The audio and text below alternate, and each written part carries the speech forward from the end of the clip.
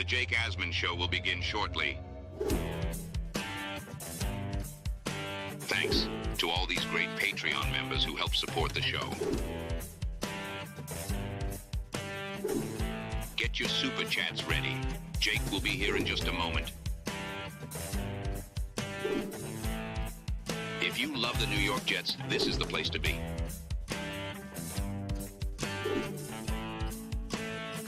And now, the Jake Asman Show. If you are a GM or a football coach that works in the NFL, there's a chance the Jets might want to interview you for their jobs. We'll talk about the latest there and much more. It's the Jake Asman Show. Let's hit it and get it started. Man.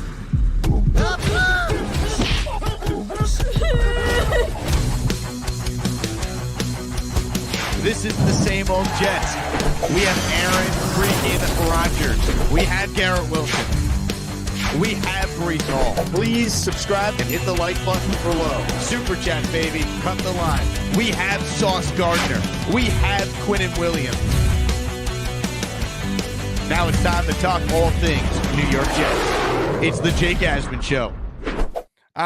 Here we go, Jet fans. Before we get started, I want to thank everyone again who tuned into all the post-game shows all season long and who caught the first show today, our final weekly appearance from the great Joe Beningo, who joins us after every single Jets game. Next time we hear from Joe will be after the Jets have a new GM and coach in place, so I'm looking forward to that. Before we bring on our guest, Ryan Sampson, who does a great job with the New York Post on the Gangs All Here podcast, I want to let everyone know that later on in this show, we will, in fact, be releasing the top 10 Asmaniac list for the month of December, the power rankings. I have them. As we get closer to March, we'll find out who did well in the month of December. So stay tuned for that. But joining us right now is the aforementioned Ryan Sampson, who is the co-host of the Gangs All Here podcast with the New York Post. Ryan, appreciate your time as always. And as you and I were talking about off air, the best news about the Jets is that the season's over and we can start to look ahead to the offseason. Our long-awaited nightmare is finally over, Jake. We have completed this disaster of a 2024 season for the New York Jets. Disaster is the perfect word. And honestly, you and I are around the same age. I don't think there has ever been a worse season in our lifetime than this one. No, it's been disappointing from start to finish. From what we were all hyped about this season being it, the all-in year. And I think a lot of people lost that bird's eye view of what this season was. It was a all-in mentality from Devontae Adams trade, Hassan Reddick, Tyron Smith. They went all in on this year to go and win it. And it went miserably wrong. You could blame whoever you want, but at the end of the day, we are wiping this season clean, and you need to realize everything that just happened, it's going to go down as one of the most disappointing seasons as a Jets fan, but that was them going all in, and it went horribly wrong. And now you have to figure out how to pivot and reset and rebuild this thing. And I'm not saying it's a full rebuild, but what I'm saying, though, is that they need to build this structure out in the front office and the head coach and find some real leaders to bring this organization and football team into the next phase and just being competitive and being fun to watch. Completely agree. Now, we'll get to the coaching search and the GM search. All the requests, it was impossible to keep track of in real time today that the Jets officially put in. But your co-host on Gangs All Here, Brian Costello, longtime Jet beat reporter, had a one-on-one interview before the game yesterday with Woody Johnson. And the findings, or the quotes, I should say, from that interview, they came out this morning. What were your big takeaways from Woody's comments? What stood out to you as someone who obviously knows the two people involved in this article that dropped today with the Post? Yeah, so I think the first takeaway for me was the Aaron Rodgers quote, about who determines Aaron Rodgers' future.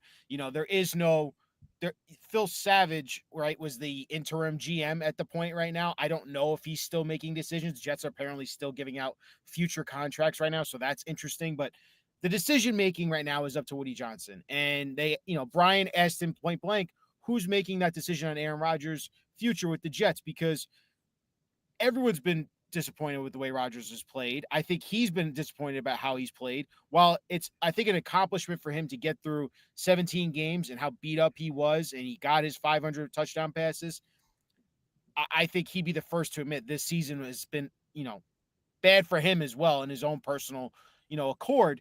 But there's the salary cap situation. Do we want to go in another year around Aaron Rodgers? There's so many things that go into this decision. He blatantly said it's up to the next head coach and GM to make that decision. And he kept repeating head coach, which I find interesting because I think he truly is looking for that leader in the head coach position. I think he's signaling a little bit, and it's kind of a PR point in that answer of, hey, I'm giving you power to make these decisions. There's a ton going out there right now in slander. I wouldn't call it slander, but in what I've done as an owner and how I've meddled in past decision making, that I'm giving you full chance to make this decision. This is your call as the new head coach. This is not my call. This is not a money decision. This is not a business decision. It's purely a football decision coming from these new leadership group that they're going to hire. So I think that was a good call by Woody to say, listen, this is up to the new head coach and owner and new head coach and GM that are going to come in here that we're going to hire. I like that answer. I hope he's being truthful with that answer. Like he's not favoring certain candidates during the process that say, hey, we want to move on from Aaron or we want to stick with Aaron, because we truly don't know how Woody feels. There's a lot of speculation that him and Aaron Rodgers don't have a strong relationship, but we also know that Woody's brother, Chris, has a really good relationship reportedly with Aaron. So my big thing is let the next GM and coach decide Rodgers' future. So, look, actions speak louder than words. You know that, Ryan. But at least he said on the record he's going to let the next regime decide what they're going to do with Rodgers. Yeah, I think that's the ultimate question, right, Jake? And that's what I took away from it is that do you believe Woody for what he's saying to Brian? Is he going to actually let the next head coach and GM make this call on Rodgers' future? Because there is that element of, is Rodgers going to come back? Is he want to play? I don't know. He's given the mixed signals now at this point where, he's playing the whole long game. I got to go back home to California and figure out my future if I want to play football still. I think from all we've seen, Aaron still probably thinks he has another year left in him and he could still play football. I think he sees the writing on the wall, though, that the Jets are probably moving on without him. I've asked Kaz this last week. If you put a percentage on Aaron Rodgers coming back to the Jets team, no matter who the head coach and GM is, he still puts it at 1%. Which surprises me because I do think, let's say, I don't know if they're going to get Vrabel now with the Patriots stuff, but like, to me, there's certain coaches that I think would want Aaron Rodgers back. So that does surprise me. I think the thing that we're not looking enough into, and I think we get blinded sometimes when we watch the Jets and when we were around the team and we're fans of the team, is Aaron likes to run his own offense. And I've tried to plead with a lot of fans. It's crazy how many fans are defending Aaron Rodgers and what went on this year. He's running his offense. The Jets did everything to go all in around him. They brought in his players. They brought in Alan Lazard. They gave him a big 4-year deal. They brought in Devontae Adams, gave a high draft pick for him. They went all in and got Mike Williams in the offseason. They got Tyron Smith to help protect his blind side and then draft a backup in the first round as insurance for that injury-prone left tackle. Every move the Jets were making were all in on Aaron Rodgers. They hired Nathaniel Hackett, for Christ's sake, the guy who got fired 1 year as a head coach. He joins that short list now with Gerard Mayo as 1-year wonders at head coach. Like, he didn't deserve a job after that. And yet the Jets brought him in immediately as offensive coordinator because they knew they were going all in on Aaron Rodgers. So, to me, I don't know if any coach is going to come in here and be able to win that tug-of-war power battle here at the Jets when you're just starting your new job. And Aaron Rodgers has been calling the shots the last couple of years on the offensive side of the ball and personnel kind of here. So if I want to install my offensive system, let's say I'm a Joe Brady or a Bobby Slowick, right? If I want to install my offensive system, do I really want to go through what Matt LaFleur went through the first couple of years being the head coach? While they did win a lot of games and he won back-to-back MVPs, those guys butted heads a lot about how the offense is going to be run and where the ball was going on certain plays. Rodgers checks out a lot of these plays, guys. Like, I'll be honest with you. Like, they might have said that, that the offense was being run through the offensive coordinator, but really, Rodgers, if he don't like to play, he's checking at the line of scrimmage. The fact, Jake, that they are 32nd in the red zone in rushing attempts is bizarre when you have Breece Hall, Braylon Allen, and Isaiah Davis, a trio of running backs. I felt like the Jets ignored the run the entire second half of the season.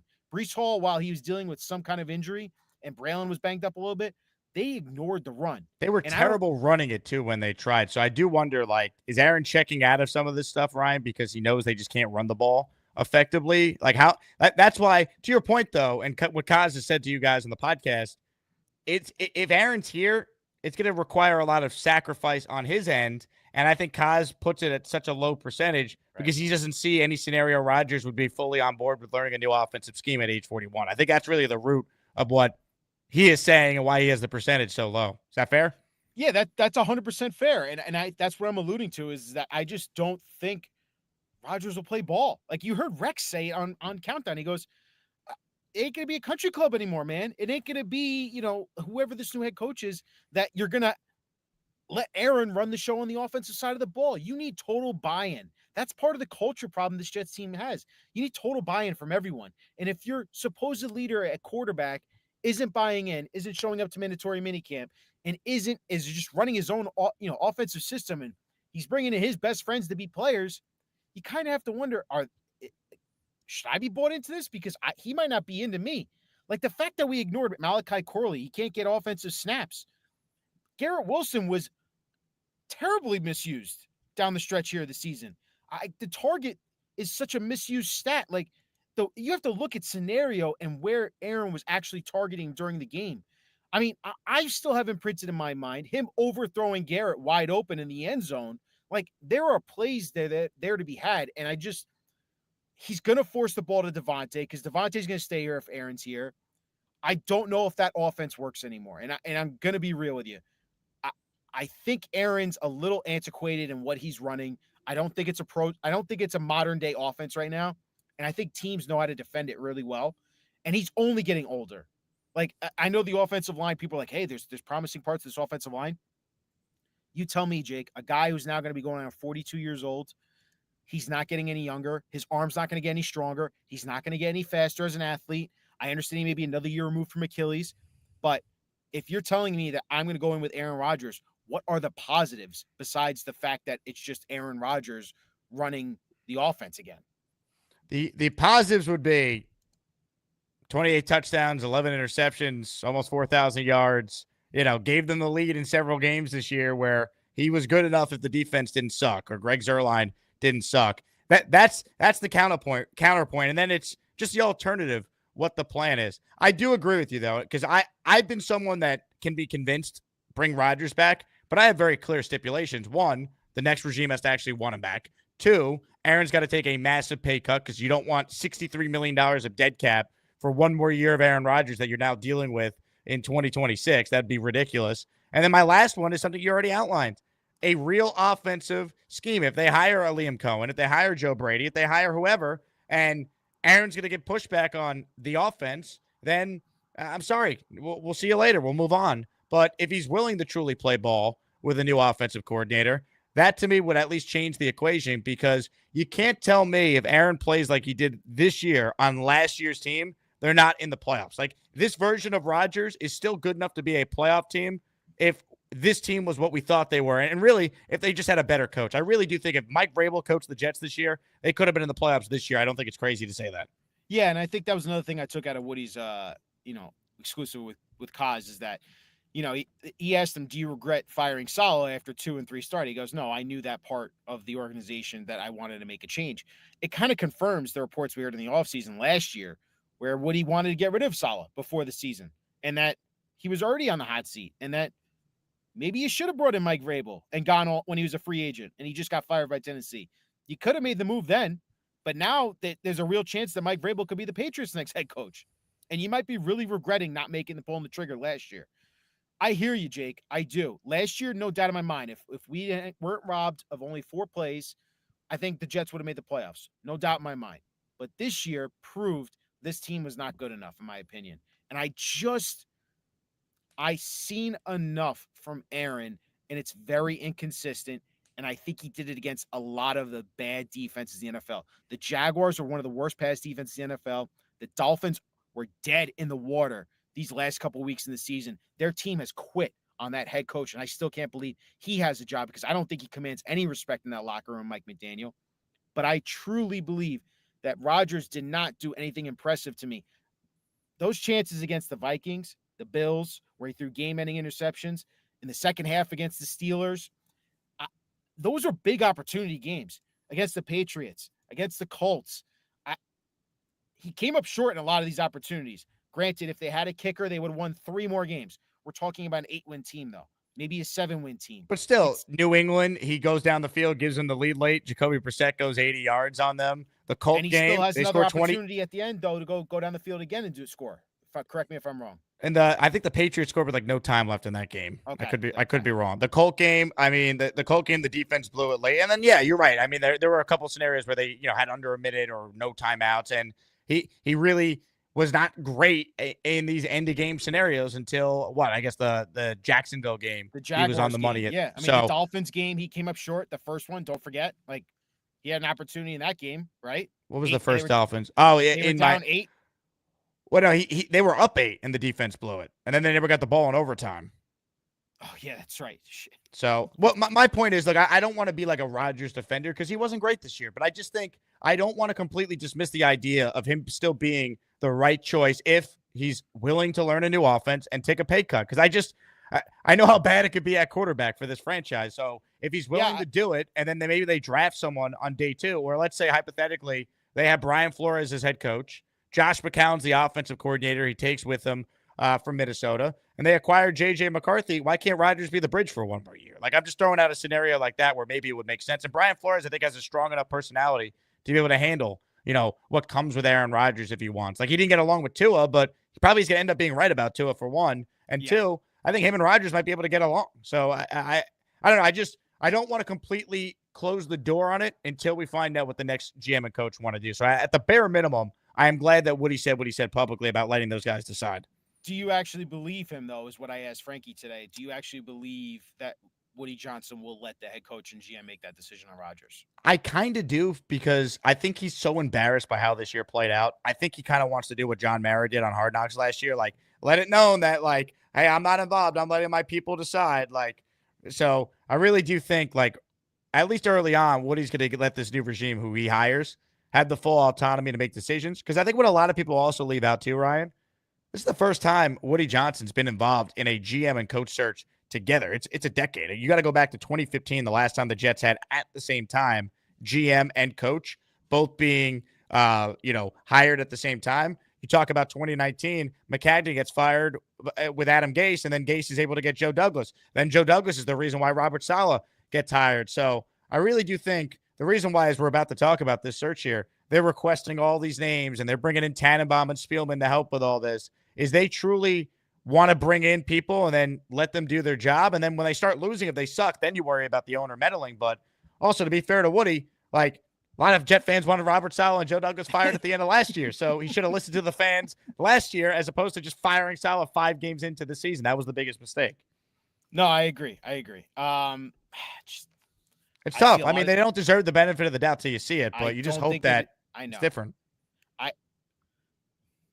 I'm trying to be calm about this. I really don't think Aaron Rodgers is going to bring you to the playoffs next year. And I think Jets fans need to understand that. Like, if you're saying what's better out there, Ryan, I don't know what's better out there. But I'm going to trust that the new leadership group they pick will say, listen, we can find a bridge quarterback.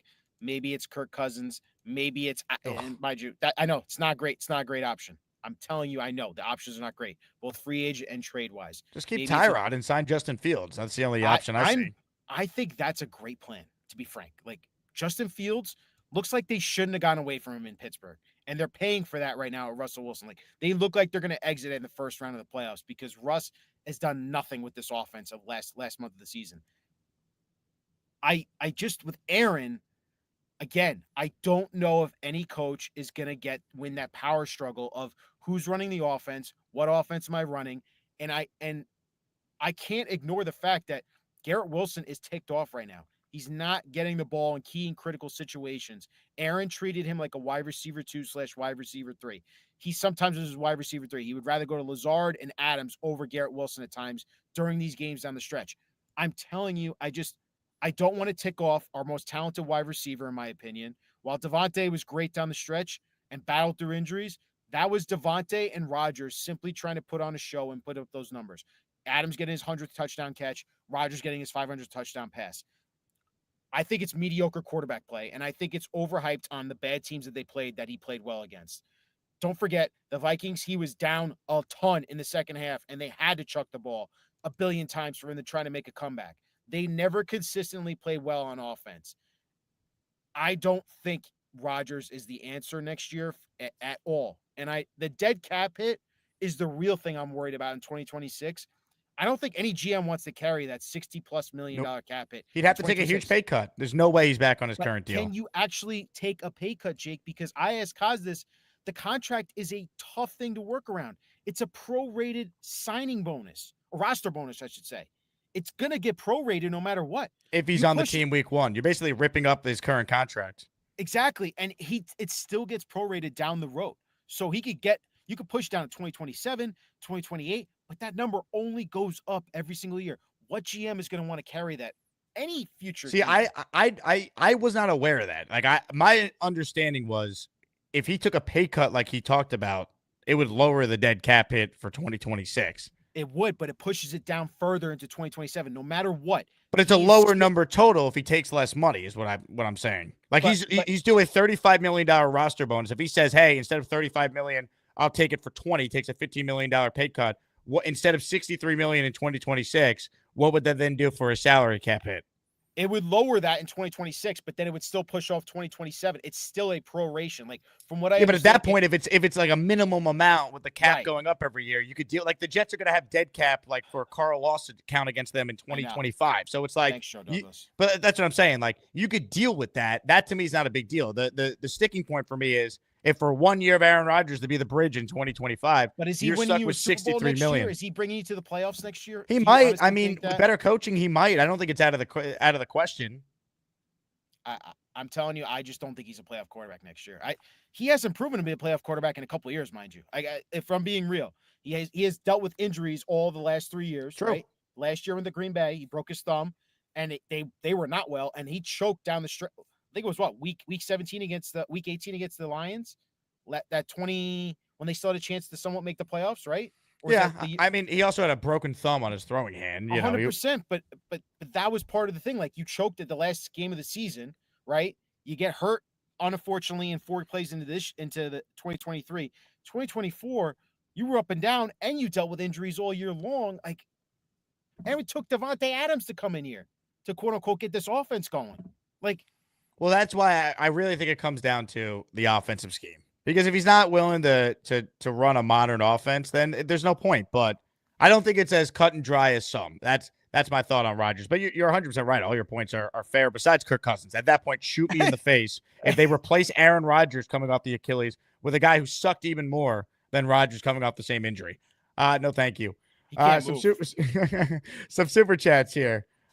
C says, when are player exit interviews? They happen today, C. There's been quotes all throughout the day from a bunch of guys. Fiore with a super chat. He and Frankie want to punt on 2025.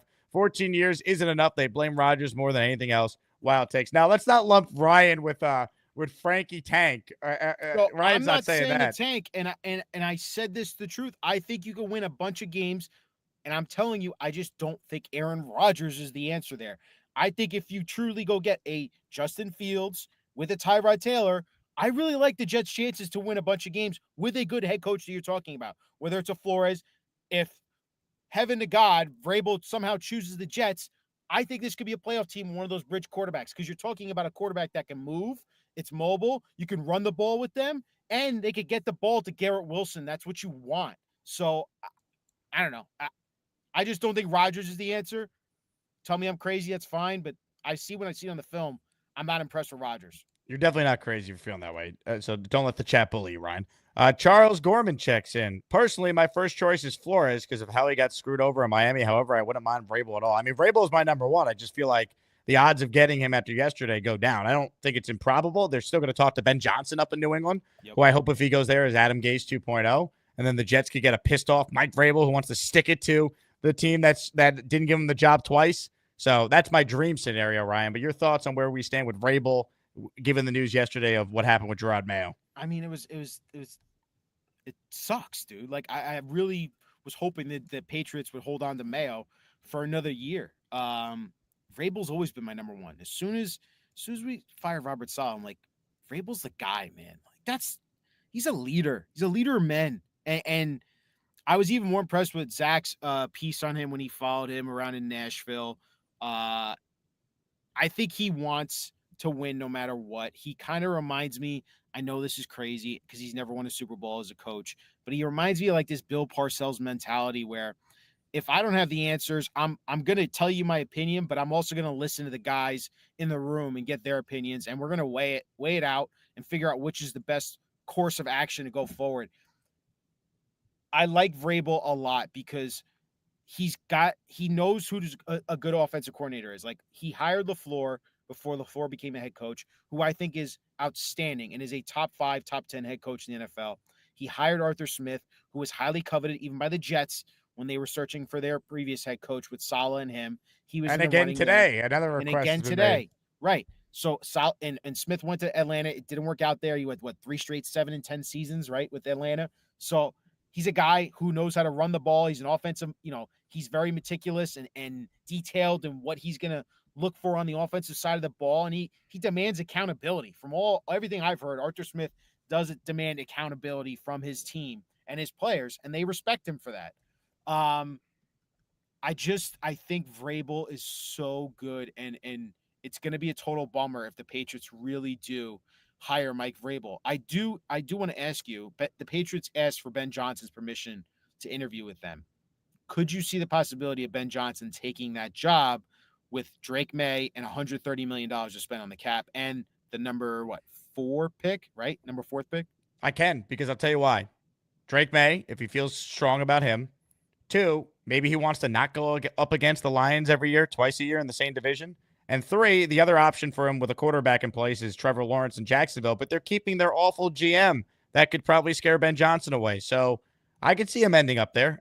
That's why I said yesterday, everyone was like, yeah, it's over. Vrabel's going to the Pats. I go, yeah, if I had to bet on it, I probably would say he's going to be their next head coach. But what the Jets could offer Mike Vrabel is power, GM selection, and a full autonomy, which based on what he told your colleague Brian Costello sounds like is a real thing. So, like, I don't know. I think Ben Johnson could definitely take the New England job. And if that happens, Mike Vrabel would be perfect for the Jets.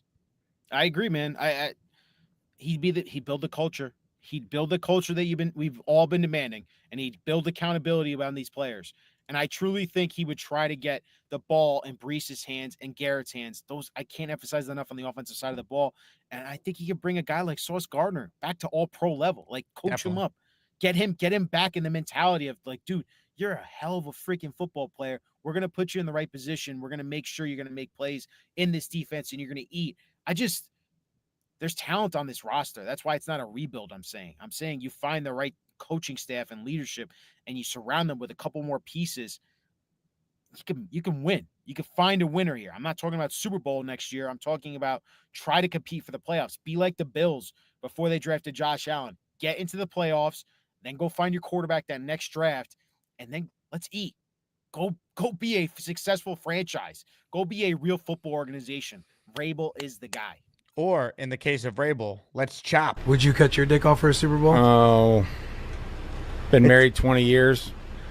Yeah, probably. You've got 3 as a player. That's what we need, Ryan. That's what we need. We need that from Mike Vrabel. The other thing I want to bring up, too, because you mentioned a great example, the Bills making the playoffs with Tyrod and then eventually getting Josh Allen, finding their quarterback. I think it's worth bringing up the Chiefs were a playoff team when they made the trade up to get Patrick Mahomes. The Baltimore Ravens were a playoff team when they made the trade up to get Lamar Jackson. Like, this idea that you can only find your quarterback by being garbage and picking in the top 5 is not true. Good franchises can find other ways to get their franchise quarterback. And hopefully if the Jets hire the right people, they too can figure that out. You look at the Lions, they got their franchise quarterback by trading the only great franchise quarterback they seemingly have ever had in Matt Stafford to then get Jared Goff and put him in the right spot to have tremendous success. And they're the Super Bowl favorites right now. So, like, I say that to say your point is spot on, that they got to get these hires right because, yeah, you got to figure out quarterback, but you need the right leadership before you can even worry about the quarterback and where you get all that. No, I agree, Jake. It's just that's why I appreciate when Woody told Kaz, I'm going to let them make the decision on Rodgers. That's going to be the truth, and hopefully that is where they go. The one thing you have to pay attention to is as they go through these billion interviews that they are scheduling for all these guys is that if they act fast on Vrabel and they get a second interview with him, and then they can convince him, hey, we're going to pay you a F ton of money, come over here and go be the head coach. The thing that was discouraging is that when I asked Kaz that, he goes, I just don't think Woody's going to pay him, and he's not what he wants, and I don't think he's going to give him the control that he wants either, which is a shame. It's a bummer. Yeah, look, we'll see. We'll see if Woody is willing to play ball in that regard, right? I mean, Kaz is just speculating kind of like we are. It doesn't sound like anyone told him that, right? No. I just, from what he's dealt with Woody and seeing from the peripheral, and he knows a lot of people on that front office part, Woody, I just don't know if Woody would welcome a guy like Mike Vrabel into the den and let him be Mike Vrabel. And that's discouraging to hear, because that's what we need. You need football people making football decisions, not the owner meddling. 100%. All right, here's what we know, Ryan. You ready for this? The long list of interview requests that the New York Jets have made for both general manager and head coach. Plus, we know that there's been a couple interviews that have already taken place, and a guy like Rex Ryan will have his interview tomorrow, and he's on ESPN New York today saying he's definitely going to get the job. So Rex just as confident as ever. Hey, that was good get by you, by the way. I enjoyed that interview with Rex. I appreciate it. Thank you, man. Good. Thank you guys for covering it over at the New York Post. Of course. Here's the full list. We'll start with GMs. The Jets have requested Alec Hallaby. He's the Eagles' assistant GM. Mike Borgonzi, who I've heard they like a lot, but we'll see. The Chiefs' assistant GM. Ray Farmer, the Rams' personnel executive. Head coach, Aaron Glenn, request in. Bobby Slowick, request in. He's the Texans' OC. Joe Brady, the Bills' OC. Vance Joseph, former head coach, the Broncos' DC. Arthur Smith, the Steelers' OC. Josh McCown, the quarterback's coach for the Minnesota Vikings. And then there was one other name, Brian Greasy, the quarterback's coach from the San Francisco 49ers. Those are all the known head coach and GM interviews that were requested today. They obviously have already interviewed guys like Louis Riddick and Jim Nagy and Thomas Dimitroff for the GM role, and Ron Rivera and Vrabel have already interviewed for the head coach role. But based on what we know, your thoughts on the initial pool here of the names that are listed. Well, the first thing I noticed is that, one, how long the list is. I think the 33rd team is doing outstanding in the terms of making this an expansive search, get all of these guys to come in, give their opinion on the organization. I think it's good, and it's hopefully eye-opening for Woody to hear all these different opinions and voices and what they see the Jets organization is from the outside and how they might change things and what their view on the team is. I think it's good to get those opinions and to take value in what they're saying. Jake, if they don't get Vrabel, which all signs are pointing, it most likely won't happen to Vrabel, you got to go offensive minded. There's too much in this day in the modern NFL. I think there's so much more upside going with that offensive mind that you could be a young guy. I love the idea of Joe Brady. I love the idea of Liam Cohen. I could be sold on Cliff Kingsbury, believe it or not. Arthur Smith's low on my list. Matt Nagy, yeesh.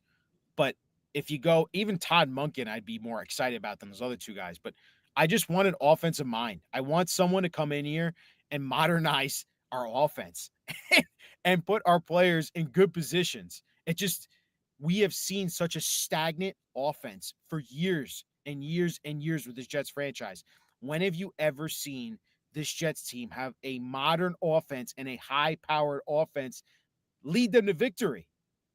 2015 with Fitzpatrick, right? Like that's what you're going to, but that was him in, gunslinger fuck it mode. Like I'm going to throw it I'm going to throw it to Brandon Marshall somewhere down there and Eric Decker. Like I want to see a modern offense, and I'd be more inclined to give a risk and take a chance on one of these younger minds on the offensive side of the ball than going with the retread of an Aaron Glenn.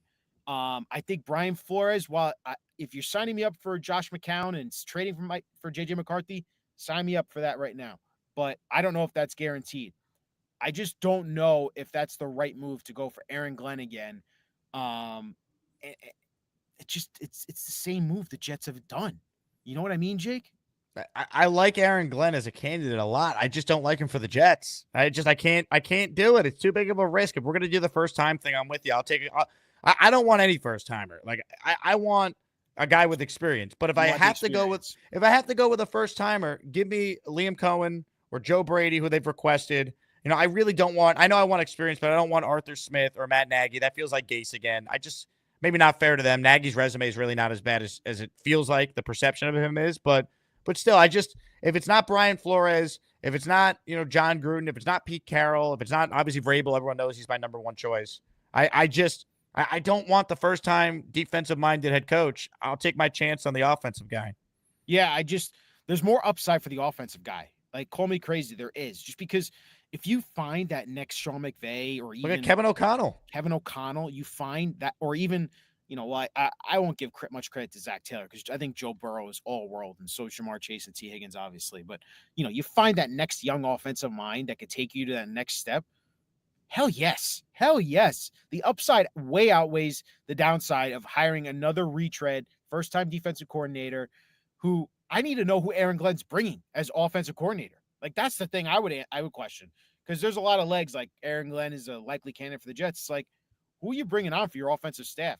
Like, I need to know that part, because the reason why it works for Dan Quinn, I feel like, with Jaden Daniels is they got a very good offensive coordinator in Cliff Kingsbury. He's a candidate, by the way, too. I'm sure they'll request him. But did you see, I think it was Peter Schrager said that he's going to be selective on where he wants to go to now? I mean, Cliff, with all due respect, sir, I mean, you don't exactly have a ton of options out there. I mean, there's only 5 openings, and if anyone's requesting you should consider it. You might never be a head coach again. I would take Cliff Kingsbury. I think he's good. I think he can develop a lot of quarterbacks. Like, he just has a history with it. I don't know why, but he does, and he seems to work. I think Kyler Murray might be a pain in the ass to work with in Arizona, but I would sign for Cliff Kingsbury. I think they had interest in him too during the the Adam Gase period, right, when they were looking at coaches. They were looking at Cliff Kingsbury there a little bit too. Yeah, Cliff was definitely someone they interviewed during the Gase hiring cycle. Yep. So I'd be interested in Cliff Kingsbury, but again, I'm with you, man. Vrabel's number one. The other names that stood out to me were Brian Griese, Josh McCown. I thought that was interesting and a little bit outside the box. What did you make of Bobby Slowick? He's had a down year. Do not want Slowick. Slowick, any Texan fan will tell you, has had a brutal year. The league has figured him out. They never adjust. People will say, "Oh, the O-line." They had more O-line injuries last year, and the offense was way more efficient. As someone who knows the Texans very well from my 6 years down there working for ESPN Houston, I do not want Bobby Slowick based on everything I've heard. I got a text today from a buddy of mine who covers the Texans. Bobby Slowick, all caps, basically making fun of the Jets for even talking to him. So, that tells me all I need to know. Listen, I wasn't a fan last year or 2 years ago when he was in the whole coaching cycle. They're trying everything, man. They really are. I like the process.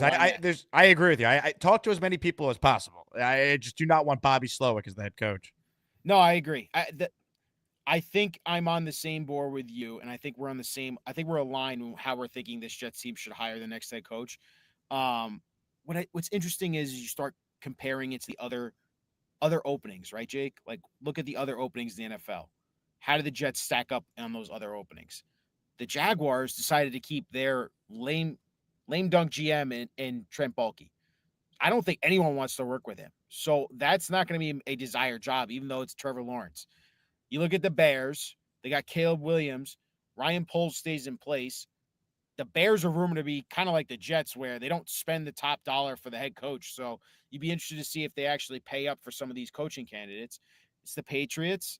The Raiders apparently might be keeping Antonio Pierce. We don't know what's going to happen there. The Giants stick with Dable and Shane. So the Cowboys, who knows if they bring back Mike McCarthy? He's a free agent. He's apparently being coveted by the Bears to ask to go interview there.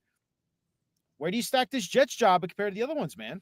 I think it really depends on what you want. If you want a talented roster, the Jets have one of the more talented rosters. If you don't like having to work with a GM that's already there, you might not love some of these other Jets, especially Jacksonville, especially Chicago, and the division you're in. Like the Jets, I think it's a huge selling point for a guy like Vrabel and other guys that whoever you come in with, if you're a head coach, you're coming in with a GM as well that's doing it for the first time with you. You're on the same timeline. Like I really do think that's the advantage. Like right now, Ryan, there's only one opening for GM right now. It's the Jets. That's a big deal. It's a very big deal. And you have to be encouraged as a head coach. Like maybe You don't have a say in the GM, but hopefully you're aligned in who they hire as the GM, and that should entice you to want to take that job. And then you start connecting the dots, what GM would go, which head coach candidates. Listen, I don't think any of us have the answer. I'm not giving you the answer, but I can give you my opinion. And my opinion is that this Jets team has lacked a coach that gives you a tactical advantage every single week on the sideline. Jake, I don't think I've ever remembered the Jets have gone this long. And I'm talking about Saleh, Gase, Bowles, and then later Rex years. They never had the tactical advantage against the opposing coach on the other sideline. I never felt confident as a Jets fan going into any game in any week where, yeah, you know what? We have a chance to win this game because I believe we got the head coach that's going to out-scheme the opposing coach on the other sideline. I've never felt that way. I don't know about you, but that's how I have felt watching this team at least the last 14 years without making the playoffs. It's time to change that tune, and it's time to change that narrative. You have a real opportunity. If you feel confident in one of these guys that give you a strong interview, whether it be a Brian Flores or a Joe Brady, if you think Matt Nagy, a former head coach, can do that for you, believe in it and sell your fans on that and be able to tell them, like, we believe in this guy. We think he could take us to the promised land. He's proven to be a winner. He's going to build a culture here. And I think he's going to be able to out-scheme the coach across the sideline and kick some friggin' ass, because I'm sick and tired of watching a lame duck team that goes down 20-0 at halftime, and we're just chucking the ball at second half because we're so far behind and our defense started slow and we're taking too many penalties and we don't understand the rules. Our special team stinks. I'm tired of it, Jake. I'm just tired of it, man. Amen. Ryan, where can people find you? Hit me up on Twitter. That's my name right there, Ryan M. Sampson. We're on the New York Post Sports YouTube channel. Come check us out. We got the Gangs All Here show. We're doing a ton of content on the Jets, just like Jake is. This is going to be a fun time of year. Jake knows this as well. This is where the Jets actually win. We win the offseason. We win these storylines. Jets fans, you're crazy. I love you. Some of you are asinine with your opinions, just like me. I know you love to call me out. I'll call you out too. It's fun. It's all fun and games. No one has the answers. Jake will admit that too, but it's fun watching this team, and not watching this team, but it's fun covering this team, I should say, because they always give us something to talk about. And that's what I can always say is nice to enjoy and have these conversations with Jake about it. You're getting a lot of love from the chat. So the chat's not destroying you, Ryan, other than the Kirk Cousins take. I thought everything was great. I didn't say bring Kirk Cousins. I said if you wanted to go with that bridge option, that is an option. Here's what I'll say about the Kirk Cousins thing, and this will be my last thing on this. And mind you, it's not a good option. If somehow Kirk Cousins comes 2 years removed from Achilles surgery, he's 4 years younger than Aaron Rodgers. There's one thing I know Kirk Cousins will do. He knows how to get the ball into the number one wide receiver's hands, and that's Garrett Wilson. It's not Devontae Adams, it's Garrett Wilson. I am a strong defender and believer in Garrett Wilson. You extend him this offseason if you're the GM for the Jets, and you believe and you could build your offense around Garrett Wilson. Justin Jefferson put up buco insane numbers with Minnesota with Kirk Cousins throwing him the ball. He was on pace with Drake London to have his best career year, which I think he still did, but he was putting the ball in Drake London's hands. Kirk Cousins knows how to get the ball into the number one wide receiver's hands. That's all I'll say. While he may not win you a lot of games, and while he's slow as hell and he can't move, those are a lot of deficiencies to deal with. I'm just saying it's an option. I'm not saying it's the best option, mind you, fans. Don't take my words out of context. I am not saying Kirk Cousins is the best option this offseason. I'm saying it is a option because it will be presented to you and you will see stories about it. I'm just telling you right now. Ryan, great job, man. Appreciate you hopping on as always. Jake, as always, appreciate you, man. Ryan Sampson, Gangs All Here podcast, New York Post, where you get your podcasts, New York Post YouTube channel. Check it out. Him and Frankie do a great job. They have Kaz on once a week talking about the state of the Jets, and they do a great job. Chris J has gifted a membership. The raffle will be tomorrow. I was experimenting with a random name generator. Thank you to ChatGPT. I could actually enter name and then a number next to the name, how many raffle entries they have, and then ask ChatGPT to make me a master list, listing every name copied that many times. Then I copy and paste those names, 300 and something names for the raffle tomorrow, into a random wheel, and you guys will see live on the show. I'll screen share the random name generator, and you'll see in real time who's winning. So it's going to be fully transparent. I was messing around with it earlier. Raffle will be tomorrow. We'll do it on the morning show with Sabo. So this is your last chance to get in for any of the prizes we're raffling away, including the grand prize, the Jets' new logo helmet, the New York Jets winter hat, items from my merch store, a Gusbuster umbrella, and, of course, the prize that I think generated the most amount of memberships ever, the replica Joe Willie Namath Super Bowl III championship ring.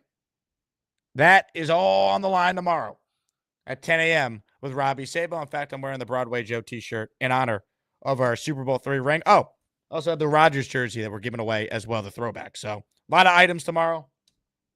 Be our biggest raffle ever. So if you want in, this is the last show to have a chance at it. We're going to do the Asmaniac rankings coming up, but I will never miss out on an opportunity to be a Capelfish. Big fella writes in, how much for a JV free bounty? We will send JV free to the hole for just 5 memberships, big fella, because his comments stink, including this one saying, whoever currently the biggest loser in the league, the Jets will hire. So the first person to get 5 memberships can do the honor and privilege of sending JV free to the hole immediately because I'm sick of his nonsense.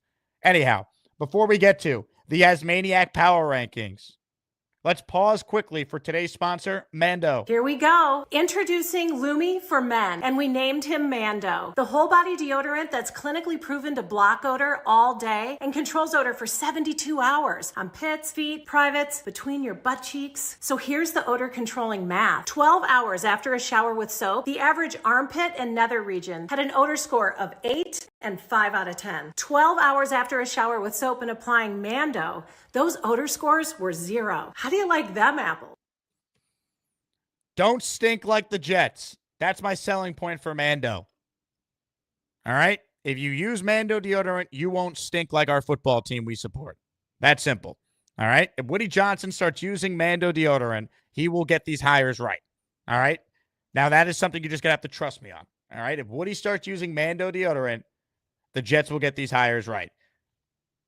Simple. That's it. Promo code. Ready for this? Everyone listen up.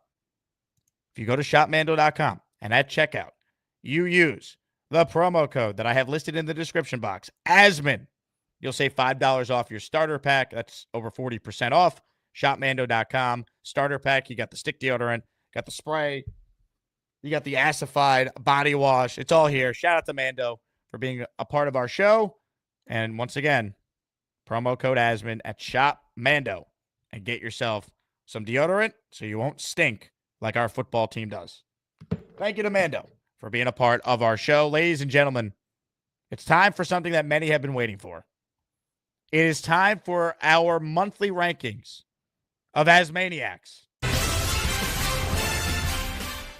As always, these are put together by the committee that will be a part of Asmaniac Madness coming this March, where if you're new to the show, 68 Asmaniacs will be seated in a bracket format. And each day on the show, we will go through a different matchup, and using the YouTube poll live during the show, people will vote on who advances in the tournament. And these lists are just to get you ready for the upcoming tournament in March, which is, now that we hit 2025, just a couple months away. So without further ado, it is time to announce the top 10 rankings of Asmaniacs. Before we do that, I do have some stats I would like to share from the committee. This was put together by committee chairman Boomtown, who messaged me some important data. 1, in the month of December, I took 534 calls. Bobby Midnight led all callers with 43 into the show, followed by the Hamburger with 31 and Gary with 29. I refereed 45 official Asmaniac Rumbles. Allen led the way in official Asmaniac Rumbles with 14, followed closely by BMAC at 13 and Rob the Jet Fan coming in with 11. December was easily the most competitive month for the Asmaniacs. The names alone in the honorable mentions would easily have made previous month's list based on their performance. In December, the cream rose to the top, and the Blue Bloods of the Asmaniac March Madness tournament left their mark. Please remember, to all Asmaniacs, that this is based solely on calls to me on the Jake Asman Show, only for the month of December. And based on the committee's deliberations, somehow there ended up being a statistical tie for 10th place. So the committee included both Asmaniacs at that position. Now that you know the ground rules, it is time to announce the top 10 for the month of December. Ladies and gentlemen, we start with the honorable mentions. Honorable mention, J-Quest, JJ, Kyle Clifton, Rob V, Robert C, B-Mac, Ricky NY, The Big Fella, Purple Belt Mike, Neil, and Beastbreaker 666. Without further ado, the top 10 Asmaniacs in the month of December. Number 10, Philly Noodles. After 2 excellent months where Philly Noodles found himself just outside the Asmaniac rankings, he brought the smoke in December and made all 24 of his calls count. Our resident pyromanic was hard at work, burning spirit totems of team mascots in hopes of turning around the fate of the team, but was largely unsuccessful. He did absolutely nail a breakdown of the infamous Jay Quest humping Bobby video, where he identified the double hump technique that was deployed for maximum humpage in a short period of time. Can you believe I make a living doing this? Philly Noodles wasn't afraid to get his hands dirty and found himself involved in 5 separate Asmaniac Rumbles throughout the month, showing he's ready to make his mark. He is an ascending star in the Asmaniac community. Philly Noodles, number 10. Tied at number 10, the Hamburger.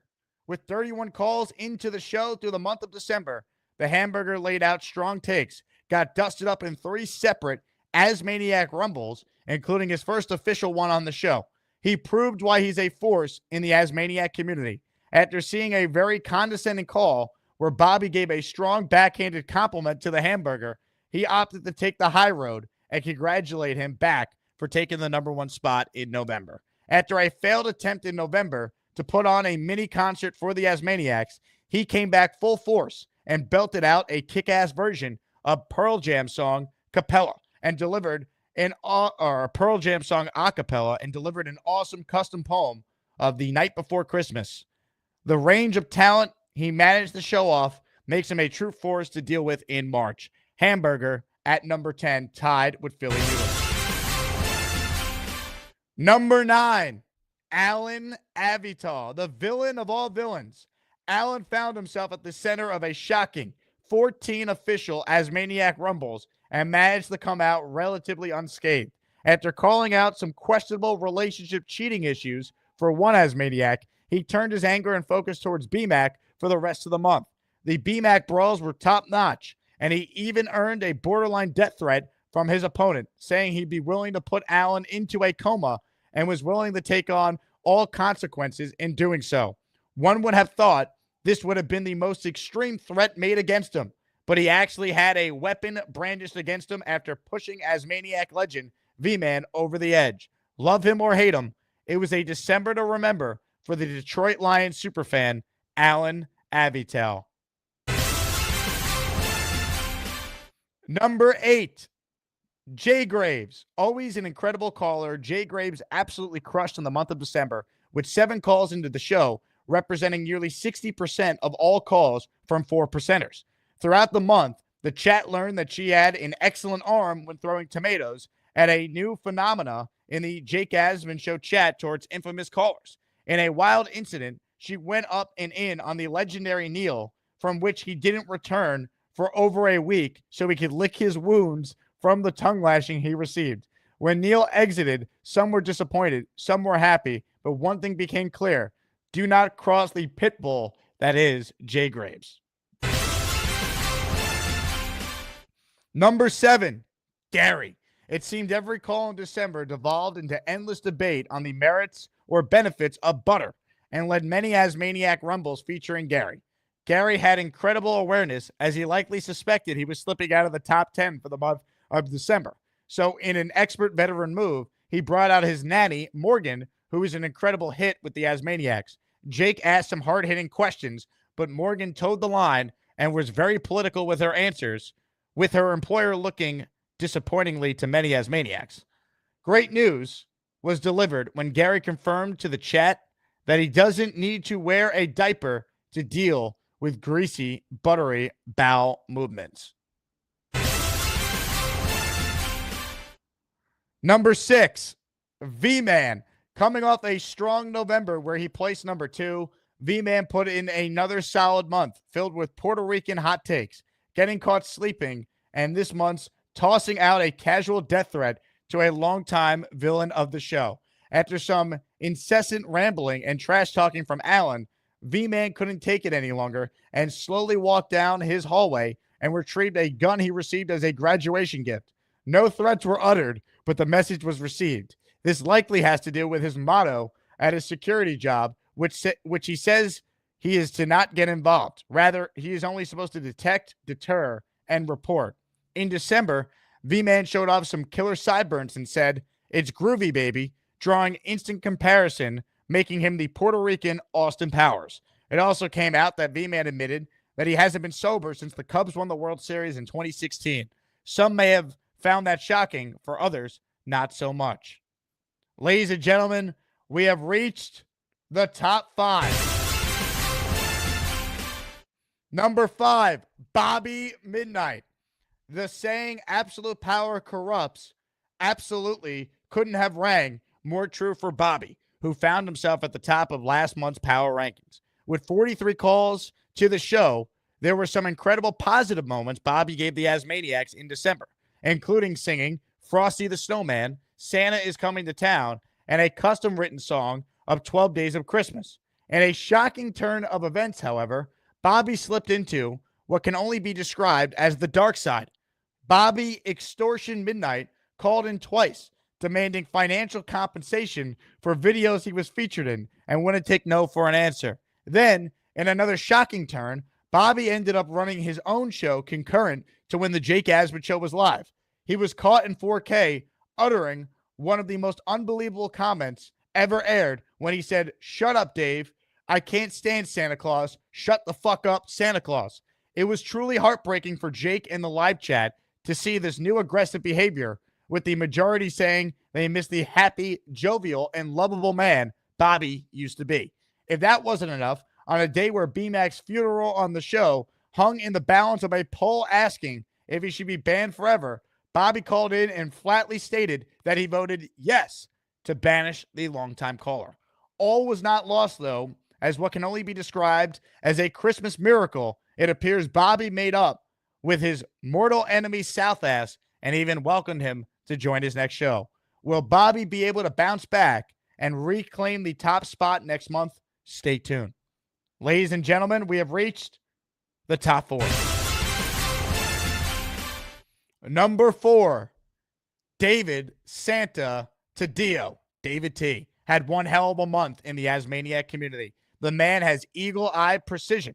He has the eye of the tiger and the heart of the lion. Leaning into the Santa theme, he donned a Santa hat multiple times. He read a letter as Santa while wearing crooked glasses and belted out an awesome ho, ho, ho chant. After Bobby Midnight ripped David/Santa for no reason, the man let it slide right off his back and said no hard feelings, simply saying he was more worried about Bobby wanting to put his butt on a candy cane. In a month filled with rumbles within the Asmaniac community and negativity surrounding the Jets, David T. was a welcome and much-needed breath of positive, fresh air. Ladies and gentlemen, number 3. Chiefs fan. What a month it was for Chiefs fan. In an early call, he threw off host Jake when he said he doesn't drink energy drinks. Rather, he prefers drinks called guacamole, gamer fart, and titty milk. In a later call, he showed off that he was wearing socks hiked up to his knees, saying he wears high socks because he grew up in Chicago and it helped with the cold Chicago winds in the winter. He was proud to show off his frugal shopping habits when he announced that he bought 48 pairs of socks during a Black Friday sale. Great advice we could all use in these tough financial times. An interesting tidbit of information also dropped from Chiefs fan when he noted that the ghetto in Chicago has much larger shrimps than the ones he can get in southern Illinois. While some Asmaniacs had ideas that Chiefs fan might have a passion for setting fires, he quickly dispelled that notion when he said he doesn't like setting fires ever since his class hamster was used to set a fire in his middle school. With the stories this man has, it feels like he has lived 3 lifetimes already. And we're all blessed every time he takes time out of his schedule to grace us with his presence. Ladies and gentlemen, we have reached the top 2. Number 2, the Lane train. Now that Lane has his internet issues fixed, the sky is the limit for this ultra-talented prospect scout. Information czar, and now known to the Asmaniac community, a master impressionist. Lane took the chat by storm when he delivered 3 back-to-back-to-back impressions of Neil, Bobby, and Jake. He delivered them like a true professional, often confusing those listening to the show if it was still Lane or one of the actual 3 speaking. In a shocking piece of news, Lane revealed that his spirit animal is popular caller Robert C. For months, he has been convinced that the video showing high-end prospect Knoble dying was real. In fact, he is so skeptical that he may actually be alive and is likely out golfing somewhere. We look forward to the offseason where Lane can identify the next can't-miss prospect. Ladies and gentlemen, the number 1 Asmaniac in the month of December, Charles Eugene M. Gorman. The man electrifies the masses every time he calls. And in December, this man did not disappoint. His natural talent allowed him to transition from showing off a flawless O-lineman stance and how to block properly and then seamlessly get back into his jet takes. Early in the month, in a surprise appearance from the back of Nick Shine's vehicle, he dropped one of the most important pieces of advice the Asmaniacs have ever received. When Charles said, "Just remember, if you poop in your dream, you poop for real." Charles was gracious enough to call in from a diner where he showed off an epic lunch, and he took time to dig through his closet to show off and wear a mask that nightmares were made of. Charles did go a little off the rails when he called Jake a poozer and then ordered him to call his grandmother grandma, or else there would be consequences. But other than that, Charles truly was the Christmas gift that kept on giving. Ladies and gentlemen, number 1 for the month of December, Charles Eugene M. Gorman. Give it up to Boomtown, Tom Ace, and Rich. They do it all. They put together the descriptions, the breakdowns of all the calls. Incredible job by the committee. Give it up to them. Well done. Well freaking done. Awesome. I will post in the Discord the top 10 that I just read if you want to see it for yourself after the show. So join the Patreon and get in our Discord if you want to see it for yourself. Awesome job by the committee. That is spectacular. What a moment, huh? What a moment. Chef Kevin writes in, Jets offseason where we thrive. Oh, the Asmaniacs. We love the offseason, baby. We love it. Ladies and gentlemen, the number 1 Asmaniac in the month of December has called in, but it's saying device not connected. Charles, connect your phone or laptop, and you will be the first caller as we honor you for being number 1. But I can't go to you yet. Charles, hold on. Hold on, folks. I can't. Charles, are you there? Yeah, there we go. Oh, he's gone. Fix your internet, Charles. God. I mean, this is not good for January, Charles. What are we doing here? JV says, I am the real number 1. I am amazed no one gifted 5 memberships. I would have sent this guy to the hole so fast. But I'm a man of my word. I will not hole him unless someone pays the bounty. Tom Ace writes in, Charles was conducting tests of his new computer. Maybe he was. In the meantime, why don't we check in with a member of the top 5 on the list? Ladies and gentlemen, we say hello for the first time today to the number 1 caller in the month of November. How will he respond to dropping several spots? Hi, everybody. This is Bob from Vermont. I am Bob, of course. No, I'm fine. I like Charles. Charles is a great guy. I think he's having trouble. He just got his new computer, but I don't know if he set it up right. Sometimes if you don't set it up right, it doesn't work. Nick Shine Because writes he- in, my King- backseat has never been the same. Congrats and all hail King Charles. Yes, I'm very happy for him because he deserves it, and I deserve to go down to 5. I did. What are your thoughts on some people talking about the lack of joy that they were accustomed to seeing with you? That, in fact, the Well, it was description true. said It was true.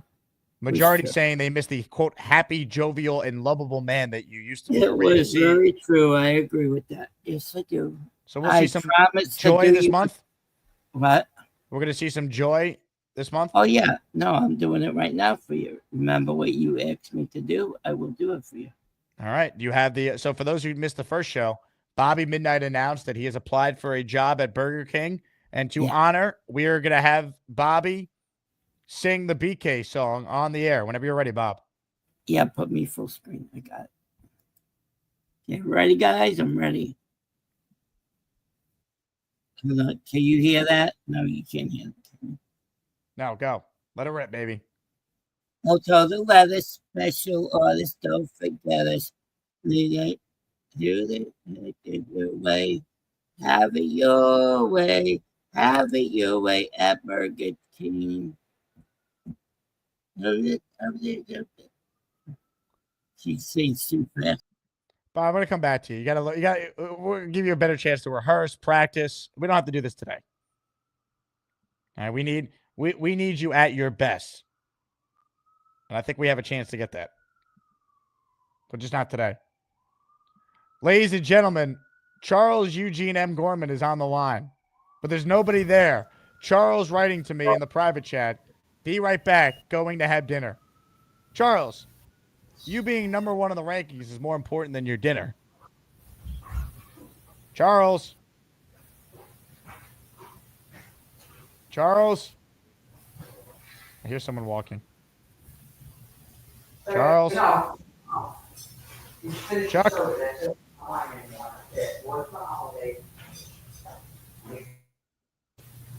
Charles, are you in the closet? Not like that. Like, you know.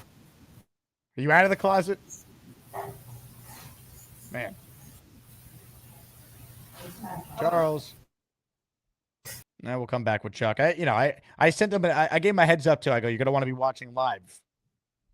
You're ranked very, very high in the rankings, and well, he's not there. Tough. For those who missed the announcement earlier, you know what? I didn't even get to these super chats from Owen. Owen, thank you very much. I don't know if you have a question with them, but I just saw this. I appreciate that. Tomorrow's the raffle, so today's the last chance to get in on the membership gifting. Yeah, and you will be added to the list tomorrow. All right, while we wait for Charles, let's take a call from Purple Belt Clown. Hello, Mike. What's up? What's up?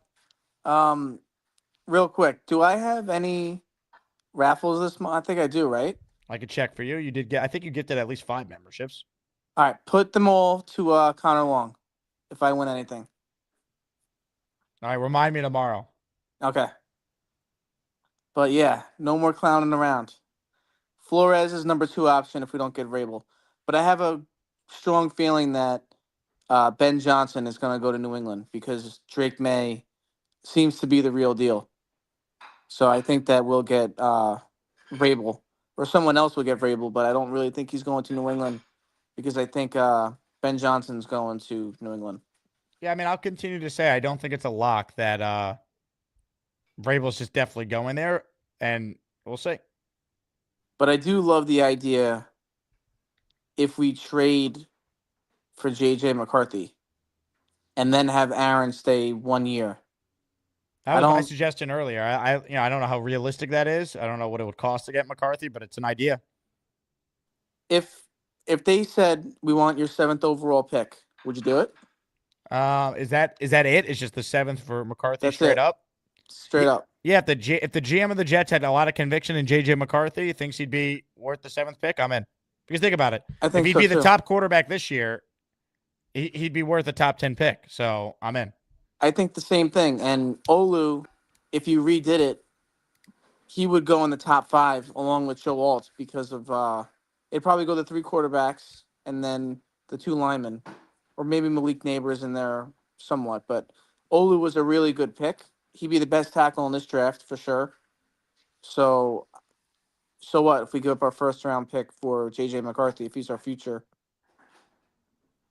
Yeah, I mean it's interesting. You would only do that if the GM you hire had a very high grade on him. If we decided to do the JJ route, do you think it would be like a Flores and McCown head coach, offensive coordinator type of thing? I mean, that makes the most logical sense if you're going to try and connect the dots, right? If you're going to hire Brian Flores and he has intimate knowledge on what they think JJ McCarthy could be, you bring his quarterback coach with him, who's now promoted to the OC. It's logical, you know? Yeah. All right, man. Peace. Mike, keep up the good work with the clown mask, man. That was great yesterday. Nice job by you. Yeah, it sucked. I don't want to do that ever again. Well, maybe the Jets will win some games. That'd be nice. Hey, it's Big KD writes in. Jake, been a hell of a year, lots of highs and lows, but let's get our heads straight for next season. I've heard a rumor we requested an interview for Joe Brady for our head coaching spot. It's not a rumor. It's true. The Jets have basically requested like 50 names today, it feels like. Been a ton. Earlier in the show, I went through all of them with our guest, Ryan Sampson from the New York Post, so check that out. Comments, questions, super chats. We'll cut the line. Ladies and gentlemen, if you just tuned in for our ranking segment, you saw that the number 10 ranked guy on the list was the Hamburger, and he's next. What's up, Hamburger? What is up, Jake? How you guys doing today? Living the dream. Oh, yeah. Tom Ace, Boomtown, Rich, what a job. You guys really take your time and write out a lot of great paragraphs for everybody. It's really appreciated. It's awesome. And congratulations to all the top 10 honorable mentions and number 1 and everybody else, man. It's pretty awesome. But we got the best listeners, Hamburger. Without a doubt, man. I love the show. I'm sad that I can't watch the daytime, the early show anymore. Now that I'm a working man again, back to work. So, which was pretty good today to be out. Yeah, man. I'm a little down on the Vrabel situation. I'm praying to God that he doesn't go to the Patriots. I think for me, he's number 1, man. I don't really want anybody else, to be honest. I'm kind of stuck with him in my head. I think he's just the perfect fit for this team. Really is. The game we went, my dad ended up calling out, and he wasn't able to make it with me on Sunday. He didn't feel that great, and he didn't want to go out in the cold, but he was appreciative. So I took my son and we went out and we froze our butts off. But they were great seats, and it wasn't too bad. We wore what we needed to wear to be warm, but it was still, I enjoyed the game. It was nice to see Aaron throw his touchdown, his 500th, and to play a pretty good game in the second half. But I don't know, man. I don't know what we're going to do. I'm just going to sit back and wait and watch and figure out, once we figure out who our coach is, then we'll have a little better idea of what we're going to be doing. If Vrabel comes, I think it's more likely than not that he might want Aaron back. I really believe that. And I don't know about Rex anymore. His interview was a little wishy-washy today. He really doesn't know who he wants for offensive and things like that. That kind of turned me off a little bit. He shouldn't have said he doesn't know who his staff is, even if that's true. He should say, I have an idea. Obviously, I will work that with the Jets when I get the opportunity to talk to them. He didn't have to name names, but he's saying he doesn't have anyone. I was like, come on, Rex. You've been out of football 9 years. You got to be prepared. That's something that was a big turnoff for me when I seen that. I didn't like that at all. So that at least I don't think he's getting the job. I don't. Because also, Woody Johnson is telling Brian Costello that they're going to have like this transformative process. So you're going to say that and then hire a guy that was your coach a decade ago? Come on. No, I don't think so. I don't think so. I was on board with him a few days ago, but what I saw this morning, I want nothing to do with it. I'm good. I want somebody that has some confidence, that knows what he's going to be doing. He's had weeks and weeks and weeks to think about what he was going to be doing and to answer that specific question on what he's going to be doing on offense, which everybody's asking about. So for him to come out and throw that out really didn't sit well with me. But listen, man, I keep hoping and praying that we get Vrabel. We get Vrabel, and I think we're going to be in good hands, man. I think it's going to change the culture of this team. So, but listen, you guys, great, man. I love this show. I love you guys. I love all the Asmaniacs. Even people like Rob V that I'm arguing with. I still love you, brother. We're still Jets fans. I ain't in here for hate, man. So everybody have a great evening. Thank you very much. And I'll talk to you guys tomorrow. Thank you. Hamburger, another great month of calls for you. Ladies and gentlemen, joining us right now is someone who has electrified this community. It's time to unleash the beast. Beast Breaker 666. What's up, Beast? Good evening, everybody. Well, today I like to say this to everybody. Aaron Rodgers did not have a bad season. It was the coaches' bad decisions that they made. And don't forget, too, you got the upper idiots that didn't know what the hell they were doing because they were sitting there with their finger up their ass because they're too busy going, I don't know what to do. You don't know what the hell to do. We did not bring you here to New York City to act like some kind of a dick bag. Well, you know what? I hope their pink slips were sent out today, and now the time has come for retribution. 14 years of losing, this is where it's got to say, okay, we need to put our foot down, heads out of our asses, and time to do the Biff Tannen impression. Hello? Hello? Anybody there? Huh? Think, McFly. Think.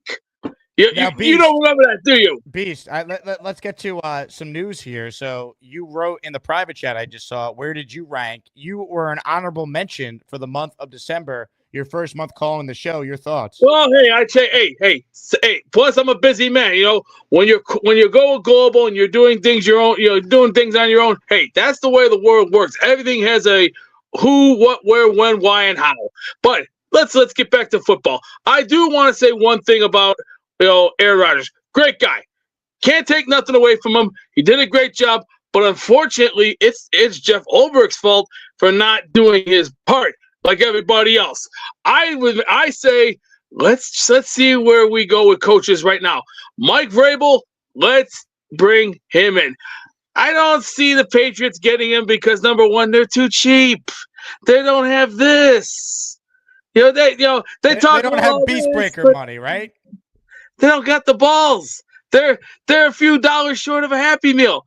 Look at us, New York. When you come here, we got the big checkbook. Woody Johnson's got the best checkbook. He knows what to do with it. This is why I say we take $10 billion out next year, get new talent. And to the offensive line and the defensive line, I hope you've got your pink slips because you guys really shit the bed this year and you kicked it out with your feet and you didn't do a great job. Oh, Greg Zuerlein, I hope you got your pink slip too. See you later, alligator. You sucked anyway. Because Jake, did you bring up one point that he missed 6 field goals this past year? I did. 6. Absolutely. And yes, he did. Carlson, he did the same thing. He's a rookie, but unfortunately, that ain't gonna cut it here. Not when you got 50 newspapers in New York City. No, ain't gonna work. Ain't gonna fly. And I'm gonna tell you why. Let me ask you a question here. So you mentioned previously that you were going global. What exactly does that entail? Music-wise, wrestling-wise, and also learning the different aspects out there. I mean, look at our world. It's different now. I mean, okay, sure, there's a few screwed up things here and there, but you know what? We learn as we go, as we process in life. Sure, the world right now is a mess, but we'll be okay. We're going to be all right. But I think what's going to happen next year, or this year, 2025, I say we're going to get a great draft pick. I think we might. But in order to get the best draft pick, we need to look at, options of how we're going to spend the money wisely. 25, going global means you got to go to different parts of the world. Like, go to Europe, go to Japan. Figure it all out, Sonny boy. Next question, Japan? Please. I plan to go there this year. I'm planning on it because I've heard a lot of good things about what the Orient has to offer. The Orient did give us PlayStation. They gave us Nintendo. They also gave us their cars and great wrestling and a lot of other great, attributes. But football-wise, let me just say this for everybody. The Jets will be a great team next year. We just got to calm our butts down, get our heads out of our ass, learn to listen, and when you're up on that field, don't bring that drama queen bullshit. You bring your fight to the field, and you don't sit there with your finger up your ass thinking, I don't know what I'm here for. We're not going to have that here. No. We're not going to have that. Is that clear? We're going to play like champions. We're going to look like champions. And I don't give a rat's ass what people want to hear, what they don't want to hear. It's time we fight, time we get up, and time to get back on our horse and ride. Come on. When was the last time we seen our boys ride? Yeah, here we come, baby. What? Here we come. Here come the Jets, baby. Another great call by the Beast there. Ladies and gentlemen, tremendous. We got our guest back on the line that we've been dying to hear from as he rudely left in the middle of this show. But first, let me get to a super chat from the great Chef Kev. Jake, thanks, man, for another great year of content. Please put me down for a few raffle tickets. I got you down, Chef Kev. Plus, whoever TBF has a problem with, salute. I believe that's the big fella. Is the big fella? Oh, yeah, the big fella has a problem with that guy, JB. I'll tell you what. I'll send him to the hole pretty soon here. His comments are pissing me off. I'm right there with everyone. Gia writes in, how many memberships the band this jerk? 2,000. 2,000. I'm a Beastbreaker fan. I think he makes some salient points. I like his passion. But thank you, Chef Kevin. And as far as, by the way, Kev, I don't know if you saw my post on the Discord. I'm collecting. I sent you a link how you could get your tickets secured for the Knicks game for the 3 you requested. So if you have any questions on that, let me know. I don't know if you saw the announcement, but we have officially confirmed the Knicks are giving me and 29 other Asmaniacs pregame warm-up shoot-around access. We're going to watch the Knicks warm up the night of the game. So we'll get there early, sit courtside, and watch them get ready for the game, which will be sick. So that's included with your ticket. All the info's in the Discord, but I wanted to make sure you know that too because you're watching the show live. Jet Up Buttercup writes in, Unleash the Beast. Of course. Now, if you tuned in late, we did our top 10 Asmaniac rankings for the month of December. And number one on the list was none other than this guy. Hey, Charles! You'll never get my chicken soup recipe. Hey, Charles! I'm not saying that Lowski takes steroids. I need some of it. Hey, Charles! Who is that lovely lady? Send it this way, Charles! Hello, Charles.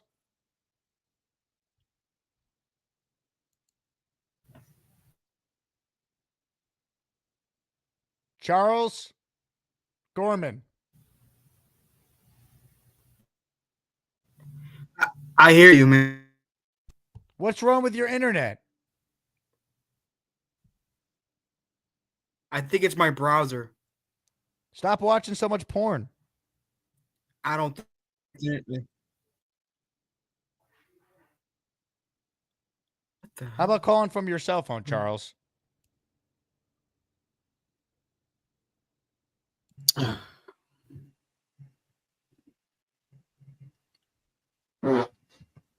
Excuse me. Charles, try and call in from your phone because the internet is not working here. Or close out all the tabs. Reset the computer. I don't know. Try all the tricks. Jets Johnny's up next. What's up, Jets Johnny? Yo, Jake, how you doing, my brother? What's up, man? Not much. Battling this I-95 traffic, and my fucking head hurts from listening to that idiot Beastbreaker yelling. So whoa. Hey, man, listen. I like his. He's I like trying to his be energy. global. He's trying to be global, Jets Johnny. Yeah, his waistband trying to be global. That boy need to pipe down, bro. He nah. You know, listen, I love the energy, I love the stuff, but bro, you just coming in here screaming nonsense all day. Like I can't stand that guy. But whatever, I came here to talk about football, man. We came here to talk about football, right? Ladies and gentlemen, sports fans of all ages, welcome to the event of the year, the moment you've all been waiting for. This is the Asmaniac Rumble. I don't see the Patriots getting him because, number one, they're too... Yo, what's going on here? Who's this goofball? Who are you? Welcome. Who are you? Who are you? The savage beast. You a toughy fuck, boy. You ain't nobody. Shut up. Don't be talking. I'm talking right now. I'm talking right now. Keep your mouth shut. I'm talking right now. You don't talk when I talk. You shut up and you listen. You understand me? Don't talk. You don't want none of this. I'll take you to school right now, pug. You want to go to school with me? I'll take you to school. I don't want to go nowhere with you. I want you to shut up. That's what I want you to do. Yeah. Okay, I know what you can do. You can go right down here, where the BC Yeah, I is at. bet you would like Sonny. that. I bet you would like a grown ass man going down on you, you weirdo. Now, the only weirdo you are is Yeah. when you're behind the 7-Eleven and you're looking for a free ride. You don't know your ass from your elbow, buddy boy. What are you even The only thing talking you know about, bro? is Your bars zero. don't even make no sense, You bro. are You a just rambling zero. nonsense. You are a zero. Go back Okay. to being a cheapskate because that's what you are. You are nothing but a loser. You're not worth it, and you could carry my bags or my jockstrap because the only thing you could carry is somebody else's ball bag. Let me just say this. I am Joe Torre. I'm also Bobby Valentine, old school Bill Parcells, even Pat Riley.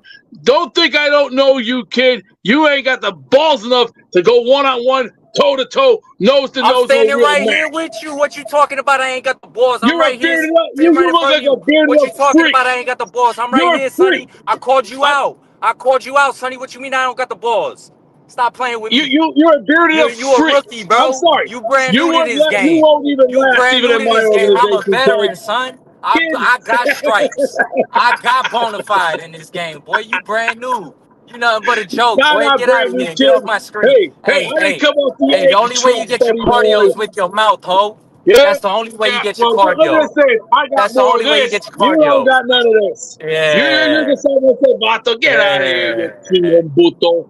You're Yeah, just you some a bum. verga y huevos I who got seen bigger 0% biceps in on a your, and you know woman. what? Let me just I say seen this. bigger You are biceps on not a a woman. man. You ain't got nothing, On bro. behalf of the Jake Asman Show, we apologize for the foul language. Everyone just keeps coming at the beast, man. It's unreal. Good call, Jets, Johnny. I appreciate you. Beast. People have to do battle there. I mean, that's what happens on the show. Hit the like button if you're just tuning in. More of your calls right now as we hopefully get some working internet from Charles Eugene M. Gorman. Let's check in with the big fella right now. What's up, big fella? Well, hello, Jacob. I'd like to talk some football with you, my friend. Please. I love football. Oh my God. What a show, bro.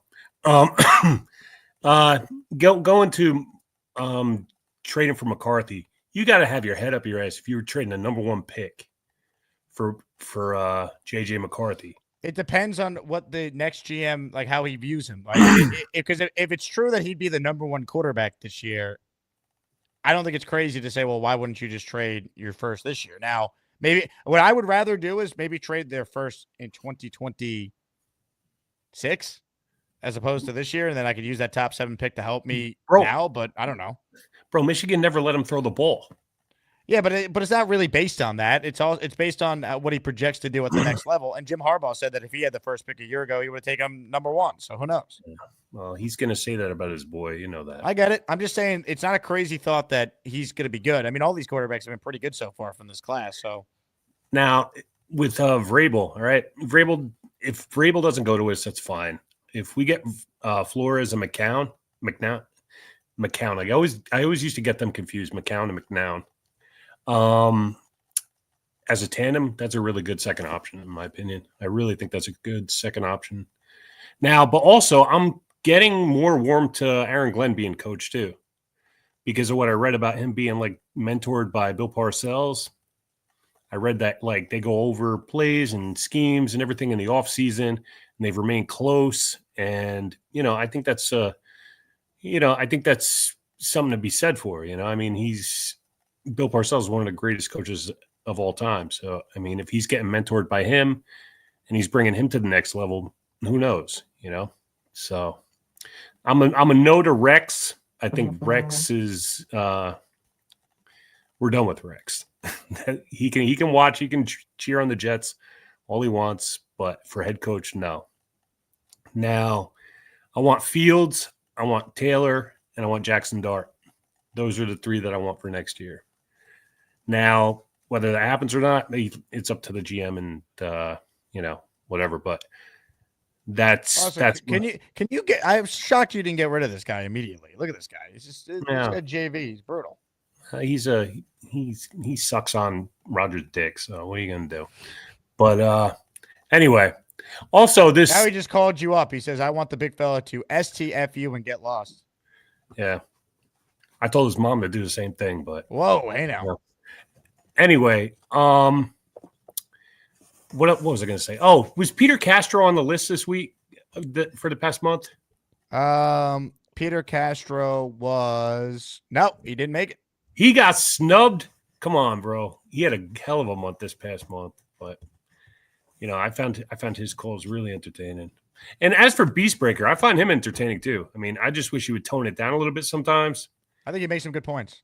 Yeah, I know you do, just like most of us. But he's I don't think JV says, nice bed you got there. This guy's really going in. Hey, JV, why don't you call in, you bum? His mom said the same thing. So, But anyway, also I read that Adams and Conklin both are open to coming back. Yeah, I think Conklin is actually a possibility because the tight end market sucks. So keep him on a 1-year deal and draft someone and rebuild that room. Yeah. But Adams also, I mean, he was asked, I think it was by Rich, that, does Rodgers have to be here? And he said, no, it depends on the circumstances. So we'll see what happens, I don't think Rodgers is coming back. I think all those hugs yesterday and him taking the ball and then Adams taking the ball and everything, I think that showed the cards. I don't think he's coming back. That's just where I'm at.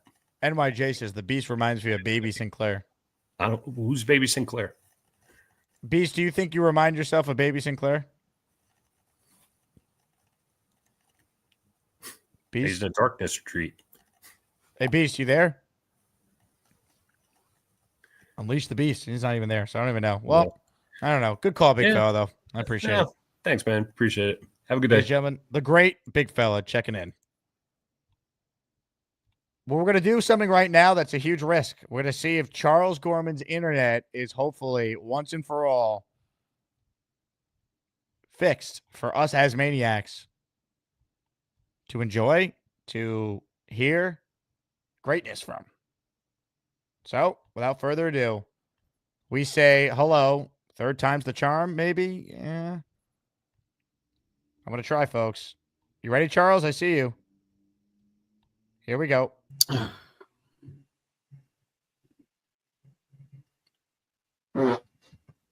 Excuse me. I think it's my browser. Are you on the phone right now, Charles? Yeah, I think it's my browser on my laptop. The browser's on my laptop. I'll try to straighten it out eventually. Well, I do want to congratulate you to start this call. You were the #1 ranked caller for the month of December. How does it make you feel? Sure. Impressed. Shocked. I'm sure Beastbreaker's pretty pissed about it. He was an honorable mention. Oh, wow. I'm surprised. Wow, that's impressive. But then again, he is very passionate about his Jets, like we all are. Yeah, you were #1. Lane Train was #2. Cheats Fan #3. David T #4. Bobby Midnight #5 was the top 5. Did Nick Shine make it? Nick Shine did not make it. I'm surprised. Anyway, huge shout out to him. He's not really a caller. Like, he's a fellow content creator. It's a different category. That's true. I forgot about that. Is there anything you'd like to say to your fans, though, who are very excited about this honor? Thank you. I appreciate your love and support. I'll try to straighten out the issue with regards to me on StreamYard on my HP laptop. I eventually finished one of my shows today on my other laptop, the one that's been damaged. So that's good to know. I'll try to straighten this out on this laptop. 1 second, Charles. JV Free is saying, how is this guy #1? Quite frankly, I'm tired of his nonsense. Farewell, JV. Now look what you've done. No more protection from the Asmaniacs. Had to pull you out of the chat and cast you down with the Sodomites. Some time in here will feel like you've been run over by the Lane Train. You understand me? You catch my drift? Give him another 24 hours to think about it. You know, Jake, you could just permanently ban them from your channel. That's what I do on assholes like him. Or yeah, her. but I don't like to ban people, Charles. I think that's a little harsh. Jake, we live in a dog-eat-dog world, okay? The world's not always nice. Sometimes you got to put your foot down. I agree, but banning a guy because he's trolling a chat feels a little extreme, no? I don't tolerate trolls. No, I've you have been a no trolled way- troll. So if someone dares to troll your chat, your channel, you ban them for life immediately? That seems a little harsh. I don't. It depends on how they're trolling. If they're jokingly, You don't believe in Yeah. second chances, Charles? We're a society built on second chances. I do. But I also I also been through a rough ringer in my life. I was bullied a lot. I was tormented a lot. I was beat up a lot. So I developed kind of a bit of a rough edge to me. You were beat up a lot? Oh yeah, Who are these emotionally. animals? I want to know who they are so we could beat them up. Eye for an eye on this show. Well, they're probably long gone out of my life. But what I'm trying to say is that I don't like bullies. Me neither. You know, trolls are bullies anyway. And, you know, I don't want to go through the same garbage as banning them temporarily, you know. If they could continue to bully, see. Well, we let him off with a warning for trolling the chat. You know, he's got 24 hours in the hole. That will teach him. And then what if he, I understand that. People and make mistakes. Look, Big Fella just wrote, Charles banned me from his channel. that was different. How? I was kind of a jerk at that point with Big Fella. Although I didn't like the fact he got butthurt that I wasn't talking about Batman on one of my shows. But it is what it is. It is. Actually, I didn't mean to ban him temporarily. I meant to put him in timeout. People That's can true change, story. Charles. That's what we're saying here. People make mistakes. Yeah, you bullied the big fella.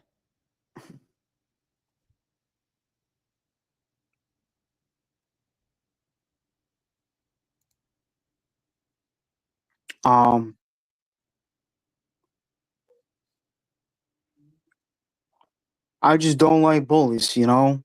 I'll tell you the type of bullies I do like. The New York Jets defense, if they get the real type of coaching they need. I want to bully teams. Well, that's different. Well, that's different. I mean, remind me that joke Rodney Dangerfield said in Back to School. I'll show you tough. My high school football team was tough. Once they sacked the quarterback, they went after his family. Rest in peace, Rodney Dangerfield. Charles, a couple items for you to address. Your thoughts on Bobby Midnight applying for a job at Burger King. Hey, man. Good luck, man. God bless. Do you think he's qualified? I have no opinion on that. What do you mean you have no opinion on that? Has he had work experience? Has he worked at like a restaurant or a fast food place before?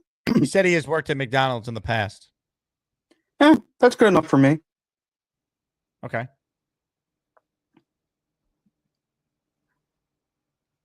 I'm happy to hear that. Anything else on your mind tonight, Charles, besides your #1 ranking in the month of December? Someone asked me in the chat, what's my Super Bowl? I think it was JJ Jimmy Jets, I think. Asked me what's my Super Bowl pick. In the AFC, I would like maybe the Ravens to be, and I'd like to see Lamar get over that hump. And in the NFC, maybe the Lions.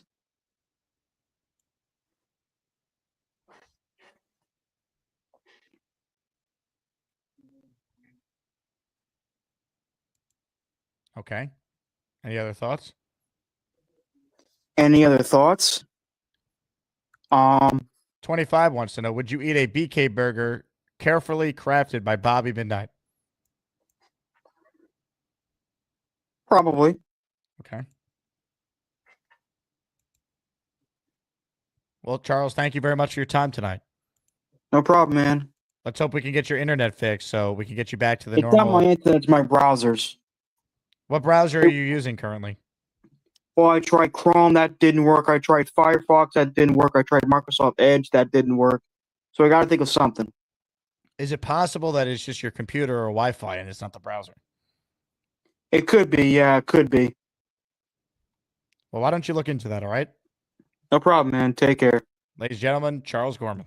Hi, I'm Charles, and I'm going to talk about Spider-Man and movies and sports and video games and maybe hot chicks.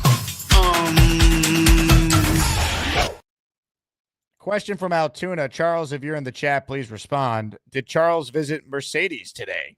Great question, Altoona. I'm dying to know as well. Charles, if you're out there, please respond. More of your calls right now. We say hello to Doug on the couch. Hello, Doug. How you doing, Jake? You know, I've dipped out of the Asmaniac rankings late. I'm going to come back with a strong January by doing something crazy on this channel, spreading positivity instead of hate. All right. Too much hate on this channel, Jake. Way too much hate. Yeah, the Jets have tried to kill us this year, and the Asmaniacs have kind of followed suit. They killed my soul in the Patriots game. Being there, that's when my soul died. That was the worst loss of the year for me, too. That was the angriest I was all year. Be thankful you weren't at the game. That was just the worst. The worst. But talking football, what this stream is supposed to be about, like you said, I think the top choice, along with a lot of people, is Vrabel. I still think he's going to go to the Patriots. I know it's not locked, but I am convinced he's going to the Patriots. I'm not saying it's guaranteed, but if you ask him today, he's probably going to the Patriots. So I am on board of Flores and McCown combo. I think that's the best option out of that. I think Ron Rivera is a terrible option with the asterisks if he gets Woody to sell the team, because the last 2 times he was the head coach, he did get the owners to sell the team. Well, he didn't, but it did happen. So if Ron Rivera is truly an owner killer, then it might be worth exploring the idea. Why if we hire Ron Rivera and somehow Woody Johnson sells the teams, then he goes to the top of the list. But it's only with the Woody Johnson selling the team caveat. Otherwise, correct. I don't want him anywhere near the team. I don't want anywhere near, like, I think the fan service of Rex is the interview. That's the fan service. That's it. Don't hire Rex. He's been out of the NFL for the last almost 10 years. Buffalo was a train wreck, and once he got skinny, he's not going to come back as Sexy Rexy. So it's done. It's a wrap. But positivity. I'm going to bring positive vibes into the off season. I'm not going to be mad about. I'm trying to get mad about anything. Just positive vibes. Not going to call out anybody on this channel. I don't want to argue with anybody on this channel. Just positive vibes for everybody. Mediate positive vibes. We need more positivity as Jets fans, because go jump on that couch behind you. All right. All right. I'll just take a leave. Not in this virtual screen or anything. Ladies and gentlemen, Doug on the couch. Well done. I'm being told that Bobby Midnight has prepared the Burger King theme song, and he's ready to sing it loud and sing it proud. Ladies and gentlemen, it's time.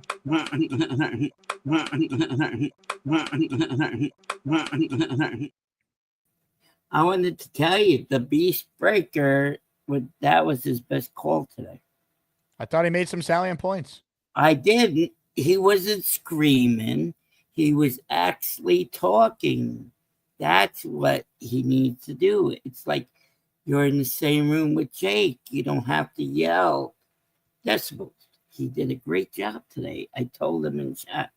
He did a great job. So I'm starting to sense a friendship budding between you two, see? Well, yeah, if he does that, I'm fine. I just don't like the yelling, Okay, you want me singing? I got it. You know what I did wrong? Hold on. Ian writes in, I'm new to the show. What does a green name indicate? It means you're a channel member, Ian, which means you get the emoji access, shows released early, a bunch of other things for channel members. Congratulations. Well, he doesn't have a membership yet, but welcome to the show, Ian. Good to have you. Oh, he said, why is this green? Okay, let me sing to you. All right. The Burger King theme song. I forgot to put the speed at the right thing. And then before you sing, though, give me a ding, fries are done. Ding, the fries is done. All right, here we go. Okay, here we go. I got it the right speed now. Take this whole the weather special artist. Don't forget us. I think that's it. Yeah. For Joy at Burger King. But okay, that was the song they get into. That was that.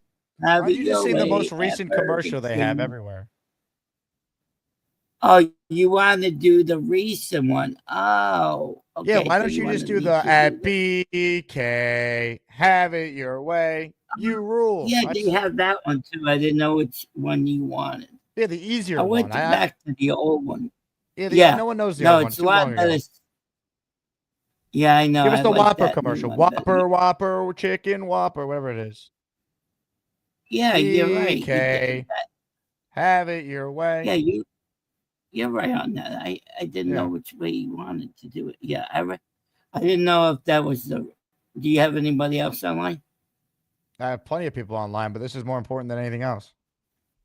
Okay, well, let me do that. Get that set up, and you can have somebody else. All right. Well, make sure you do a good job though, because Elvis Presley is ripping you, saying that you can't sing.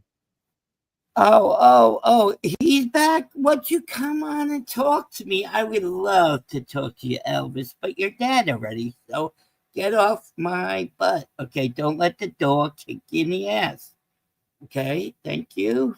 Ladies and gentlemen. Okay, I'll look for that. Don't forget. All right. Well, you know I need to walk more to survive unless Jake is going live. Gotta elevate my leg. I'm Bobby. More of your calls right now. JJ's next. Hello, JJ. How you doing? The show is turning into something else lately, huh? You new around here? Yeah, I'm the first time caller, long time listener, but I'm excited to see the way this show progresses in 2025. I think that you should no longer call this a Jets YouTube show. This is just a YouTube show at this point. It's a show. Yeah, that's what I'm saying. But here I am to bring some Jets information to you guys. So there's a lot of things that we can do this off season, and I don't think that us not being able to get Vrabel because he's going to the Patriots is a bad thing. There's a lot of other coaches. Some, in my opinion, might be even better options. Vrabel is my number one, but that doesn't mean that there aren't other options out there that could possibly be better. For example, I am a huge Doug Peterson fan. I think that people forget. Why'd you do that, Jake? It looks like you don't like Doug Peterson. I do not. Why not? He's won a Super Bowl. You're okay. This is the weird thing about you. You're open to Rex Ryan coming back, but you don't like Doug Peterson, who actually won the Super Bowl. But you would take Rex back because I'm sentimental. Rex was a Jet. Doug Peterson, what has he done for me? Okay, all right, I get it. But he's a Super Bowl winning Rex head coach. wants the job. That's part of it too. I'm sure Doug would want the job too. But he's a Super Bowl winning coach. He's also won the division with the Jacksonville Jaguars. He's won the AFC South. So the last 2 years has been kind of alarming. Trevor Lawrence hasn't gotten better under him. But that's As more. an OC, I like it better. I like the idea of him being on the coaching staff. I don't want to give a guy who just got fired an immediate opportunity again. I don't love that. Yeah, but here's the thing though. Trevor Lawrence just doesn't look like he's a great quarterback like they thought he was going to be. He doesn't look like the generational talent that everybody thought he was going to be. Why am I drawing a blank? The guy with the Chargers, Justin Herbert. Yeah, Justin Herbert. Even when he had that D3 community college, whatever head coach as his coach, what's his name? Why am I forgetting everyone's name? Brandon Staley. When he was over there with the Chargers and Justin Herbert was there, we still could see that Justin Herbert had a lot of potential and had a lot of talent, and the head coach was holding him back. It doesn't really look that way to me when I watch the Jacksonville Jaguars play. I don't think that it was Doug Peterson holding Trevor Lawrence back. To me, it more so looked like Trevor Lawrence wasn't as good as everybody thought he was going to be. But that's just one name for you.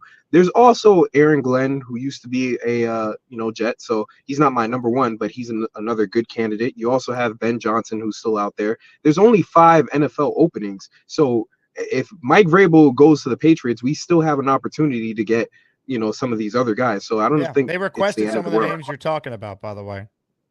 Yeah, no, I know. That's why I'm like so confused on why everybody's like starting to doom and gloom.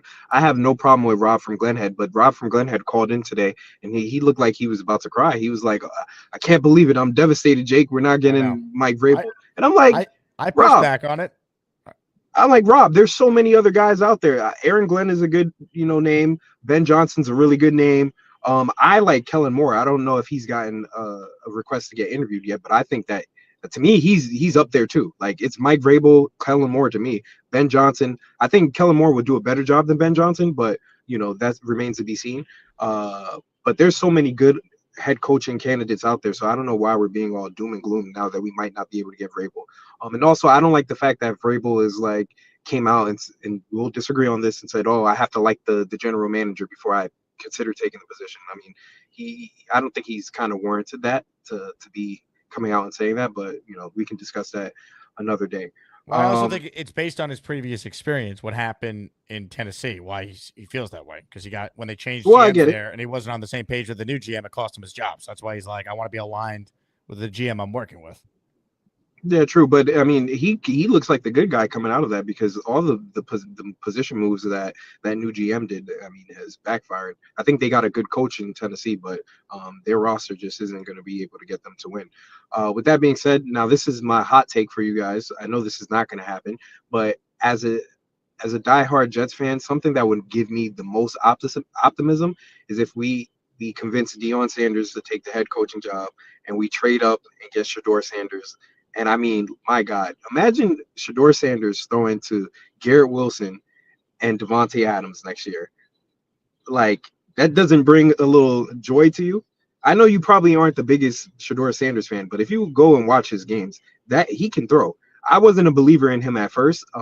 He turned me into a believer. So I think if we could do something like that, that would be like we would be back into Super Bowl contention because Deion Sanders is a winner. He's not going to come in here and not demand the best from all of his players. And Shedeur Sanders is probably the best quarterback that's out there in the draft. I also like Cam Ward. I'm off of Jalen Miro. That last bowl performance kind of tanked the stock for me, so he's probably going back to college anyways. But even if we get like a Cam Ward, I mean, imagine that athleticism at quarterback throwing to Devontae Adams and Garrett Wilson. We need to get like a splash at quarterback next year. I don't want us to sign.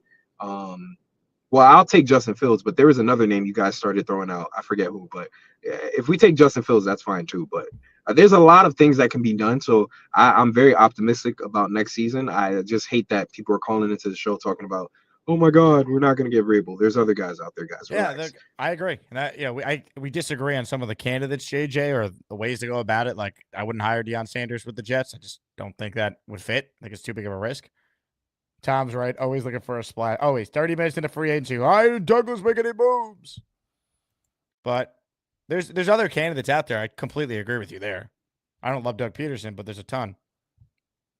David Atkins writes in, thanks, Jake. You're the man. I'm a new Asmaniac. My dad in 1969 bought a color TV to see the Jets, who the Colts win the Super Bowl.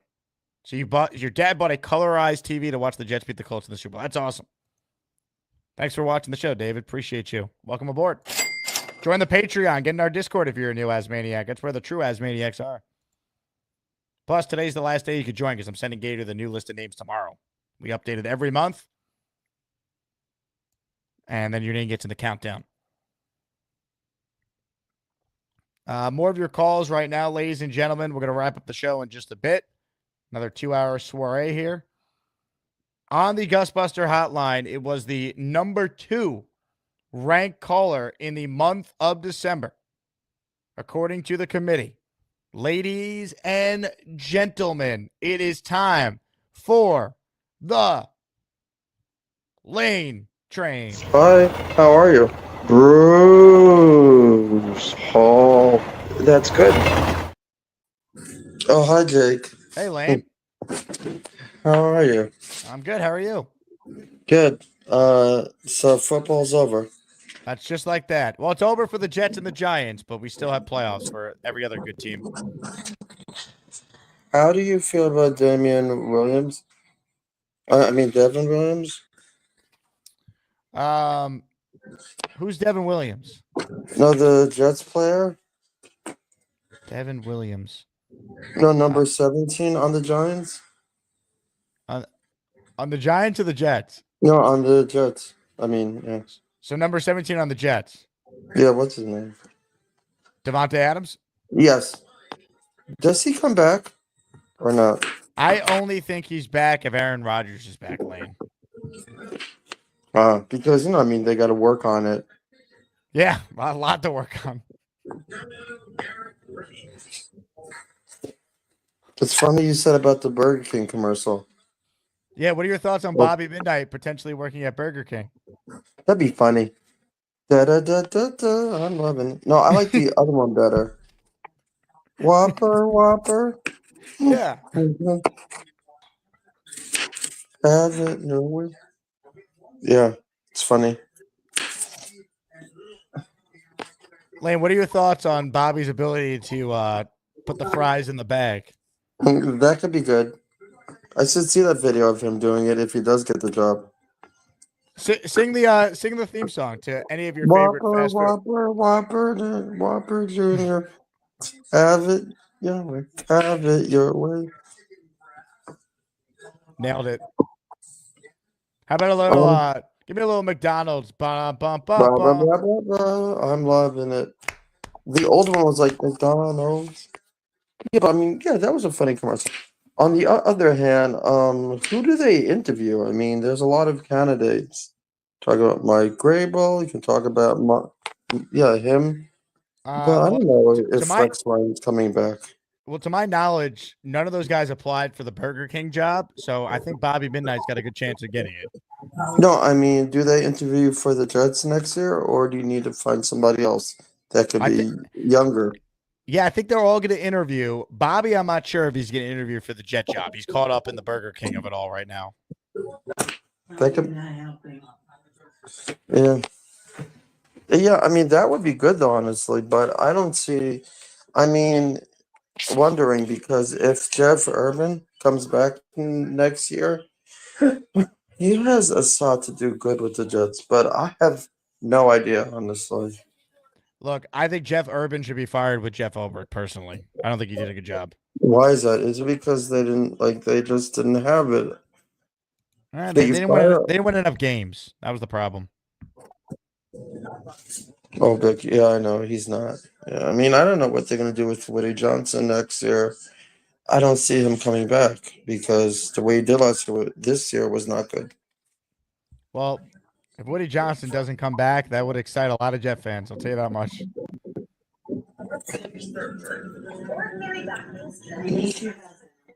Beasting was acting good today. I actually just heard from Bobby that he was not yelling. What's his name? Beasting? Beaston? Yeah, I'm Breaker. Yeah. Yeah, Beastbreaker. There you go. Yeah. I said Beasting. I don't know why. I guess I must be tired. But, yeah, I mean, Beastbreaker, he was not yelling. Let me ask you this, Lane. What were your thoughts on being ranked the number 2 caller in the month of December? I would have to say I think I did well back in December. Well, Lane, excellent call out of you. Thank you for taking my call. Absolutely. Enjoy your soda, okay, Lane? Okay, you too. Bye-bye. Hi. Sorry, everybody. See you next call when we talk about sports again. Hey, Beast, it sounds like the Lane train's a fan of yours. Yo, what's popping up here? What are your thoughts on the Lane train? Not too bad, but I'm not too crazy for it. But I am going to make some points loud and clear about this year. We better shit the bed this year because, this is my 27th year being a New York Jet guy. I'm 3 years away from 30 years. 30. I mean, that's a big commitment. When you have the Jets on, you bleed the green, you got the commitment to make it. I mean, this is what I brought to the dance. I mean, I've been doing this since 98. He's your biggest fan. Do you have a message for all your fans out there, Beast? Hey, to all fans out here, hey, next season, let's just pray for the best. And let's just say this to everybody. To the coaches, I hope you got your pink slips. I hope you got your final notice that you did good. Purple Belt Mike writes, stop going back to this loser. Strong take from Mike. Your thoughts, Beast? Hey, Purple Belt Mike, I got something for you. Right here, Jack. This is a Boyd. That's a special. That's a 38 special. How you like them apples? Now let's get serious here, shall we, ladies and gentlemen? Now I'm gonna make some points loud and very. New Q writes in, MetLife is gonna be swarmed with Beastbreaker 666 Jet jerseys next year. Wait, okay, whoa, time out here. In the words of my great friend Harvey Keitel, let's not start sucking each other up quite yet. Let's not just jump the gun yet. That's early in the bout. We're not going to jump that early, that easy. We're going to think. And Dave Brigger writes in, Beast, you're a vulgar man. Hold on, you're on mute, Beast. Let me unmute your mic. There you go. Now unmute yourself. David, you don't know your ass from your elbow, sonny boy. Here's your pink slip. Get the hell out of here. You're not worth even in for the corned beef and hash and tacos on a cold day. Now get out of here. Now I'm gonna say this for everybody. Steven wants me to ban you, Beast. I don't. You're very polarizing. I got Seems like two half the words for chat you. likes you. Eat this, Stephen T. You can eat this, courtesy of Austin 316. Now I'm gonna get back to football here. Okay. I'm gonna make this calm, cool, and collective for everybody. If we get Mike Vrabel, we'll be fine. If we get Rex, okay. Everybody needs to stop jumping the gun. This is what we try to remind you morons. Learn to listen, learn to pay attention, and think for yourselves. Don't just start jumping away going, Calm down, number one. Calm your ass down. We're going to listen and we're going to think wisely, not stupid. We've been doing it for 14 years. We've had crap coaches. Let's look. Adam Gase, bum. Todd Bowles, he did great. Unfortunately, didn't hang. Robert Saleh, he looked like he shit the bed. Yeah, see it for him. Oh, and Jeff Ulbrich. Hey, Beast, ISU says that your new nickname is Beasting. Have you ever been called that before? No, I haven't, but I got stung in the ass when I was a kid by a wasp. But that's another story. But unfortunately, I just want to make points loud and clear. Preseason, let's not just jump right away and getting into 3 wins. Let's just take our time, work with the young guys, and work with our talents. That's what we should be doing. I mean, we don't bring these kids here to New York and let them sit on the sides. No! Jquest says, I'm losing viewers with the Beast. It's actually quite the contrary, Jquest. Viewership is up with the Beast. People love him or hate him, but they watch. That's the bottom line. Hold on, Beast. You muted yourself again. Jquest 57, you need to get your head out of the toilet. Stop being retarded. Okay? Whoa. Now, Beast, family show. Now pay attention and get family show, Beast. Family program here. Hey, to Jquest 57, go get some Q-tips and clean your ears out, you Goomba. Learn to listen, you doit bag. Agreed. Jquest, learn to listen. What an idiot. Yep. Now, I'm going to make this Gator all writes clear. in, hold on. Beast looking good. Have you lost some weight? Have you lost weight, Beast? I'm looking great. I'm fine. I'm just doing my job. I'm having fun. I'm doing what most civilians do. Don't worry about the past. Worry about the present. Do what you need to do, and don't worry about anything. Just do your part and act like a civilian. Don't be a Beast. moron all your life. Hey, Beast, how about when you destroy people? If you win as Maniac bouts, we call it you sending them to the Beast bin. That's what Havo or Havo what they get is the ride to the electric chair for frying.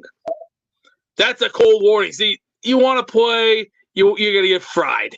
See, I took in bitches before out to the back, like they do in the Old West. If you don't remember Clint Eastwood, John Wayne, great classic movies. As a matter of fact, I got some Clint Eastwood movies on me. As a matter of fact, I'll say this like Clint Eastwood. Go ahead, make my day. And by Just Florida writes in. Let me. He says, fat guys love tight T-shirts. Is this true? Are you? What a stupid question that is. That is such a stupid question. Next question, please. Please send it up, and it has to be perfect. David Brigger, I'm going to tell you this. In the words of the great Tony Soprano, Bafangu. Get out of here, you Goomba. Okay. And while you're at it, go get me a gabagoo sandwich. Extra gabagoo. Hold the salami and hold the cheese. And I want it with lettuce on mine and extra mayo. You Goomba. Egghead, yeah, right. S-T-U-S-T-K, you're an idiot. The big fella, I got plenty more. You think I'm not stupid?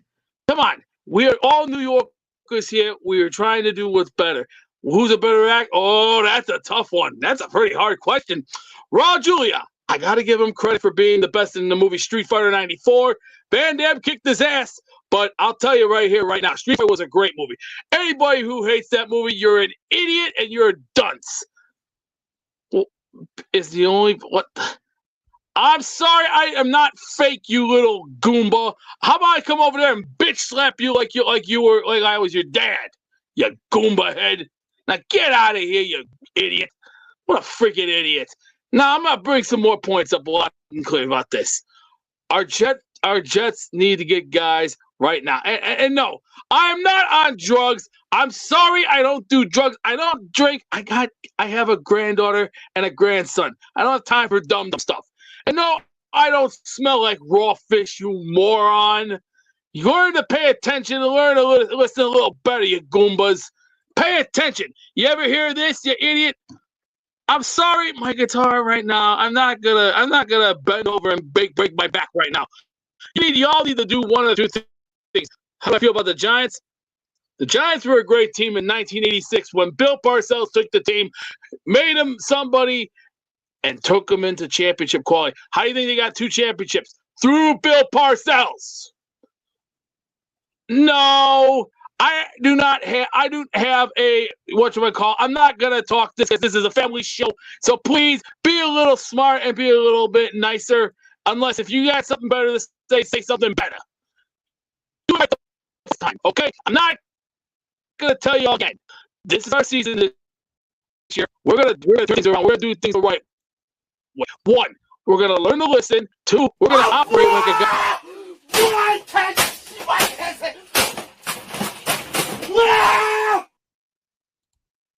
Hey, great call, Beast. Your internet was going in and out at the end there, but I appreciate it, man. Thought you made some salient points. Let's say hello to 25. He's next. Hey, 25.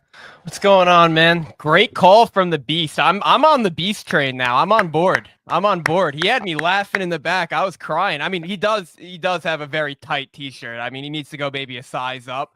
To the Lane Train's point, I hope to God the next regime does not bring back Woody Johnson. I hope to God. Yeah. My only other point is actually a pushback against you, believe it or not. All right. You say you're not on board with Glenn because he gives you Saleh 2.0 vibes. I just don't see it. I mean, Glenn played in the NFL, Saleh didn't.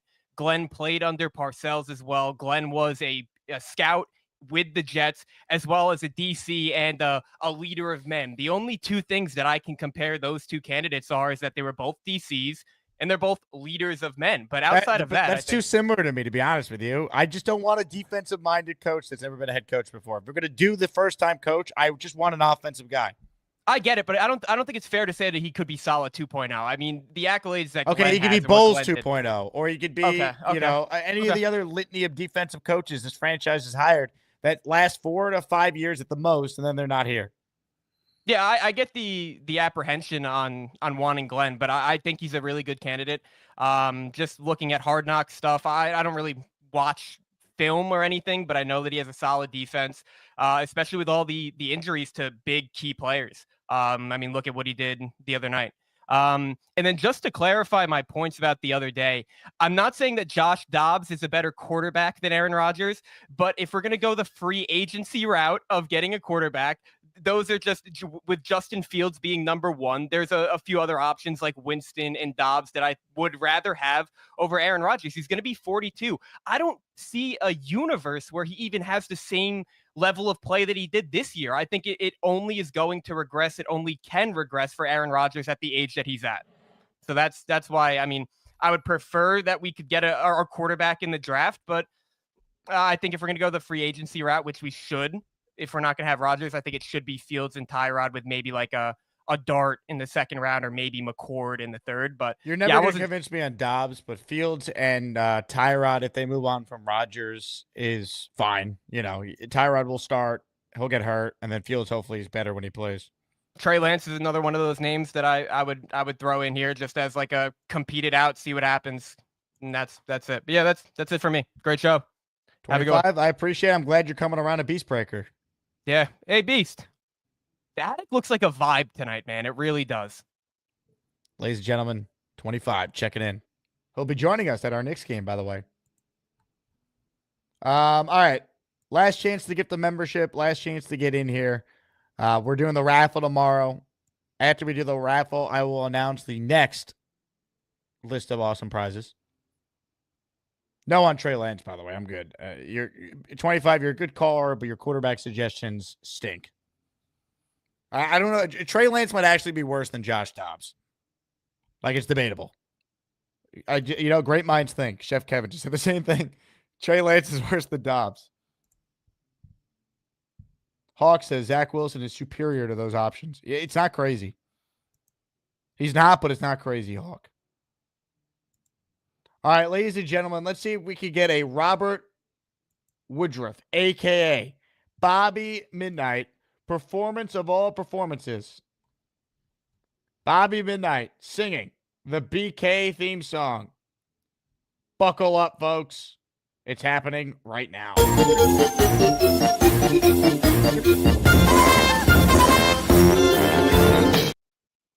I do it. Lane Train did a better job than I did. Yeah, but Lane Train is the Lane Train, but we want you to do it. Okay, I'll do it still. I just thought he did better than me. Okay, ready? Mm-hmm. You got me on screen. Okay. No, I do a piece break your day first call, and then this call was all right too. Okay, I'm going. Well, Whopper, June Junior, double, triple, I can't. Can I do it tomorrow so I can practice? Yeah, you need some reps here. Elvis Presley says, please don't do it. Well, too bad, Elvis. We're doing tomorrow, it. Right? Yeah. Ian says Bobby needs a nap. No, What are you doing tonight, Bob? Anything on the agenda? Need to practice. Yeah, right after you, I'm going to have a show. Are you doing another show? You already did a show today. Well, you did 3 shows today, so yeah, but this is my job. This is not your job. Well, it's my job. I get paid to do this. Yeah, I know. So no one's paying you. You're paid to lose weight. The way to lose weight is to get rest and not do another 7-hour show. Don't worry about it. I'm not doing a 7-hour show. All right, I won't worry about it. I'm doing like a 2-hour show. 2 hours. All right. Yeah, I'm not stepping on you. So you feel free to step on me, man. I welcome the challenge. No, I don't. We get into fights that way. Not me. I'm never offended. No, I don't want to hurt your feelings. I don't want to do that. You rule that you have the Jets world. That's your world. I have the Bobby world. So that's JoJo writes in, Bobby's not looking good. Seriously, I think people are concerned about your health. Well, JoJo, I am fine. I slept 10 hours yesterday. Mind your own business. I won't like your comments. Don't. Gia says, Bobby, can we take a nap together? No, we're just friends. Remember, friends. That's it.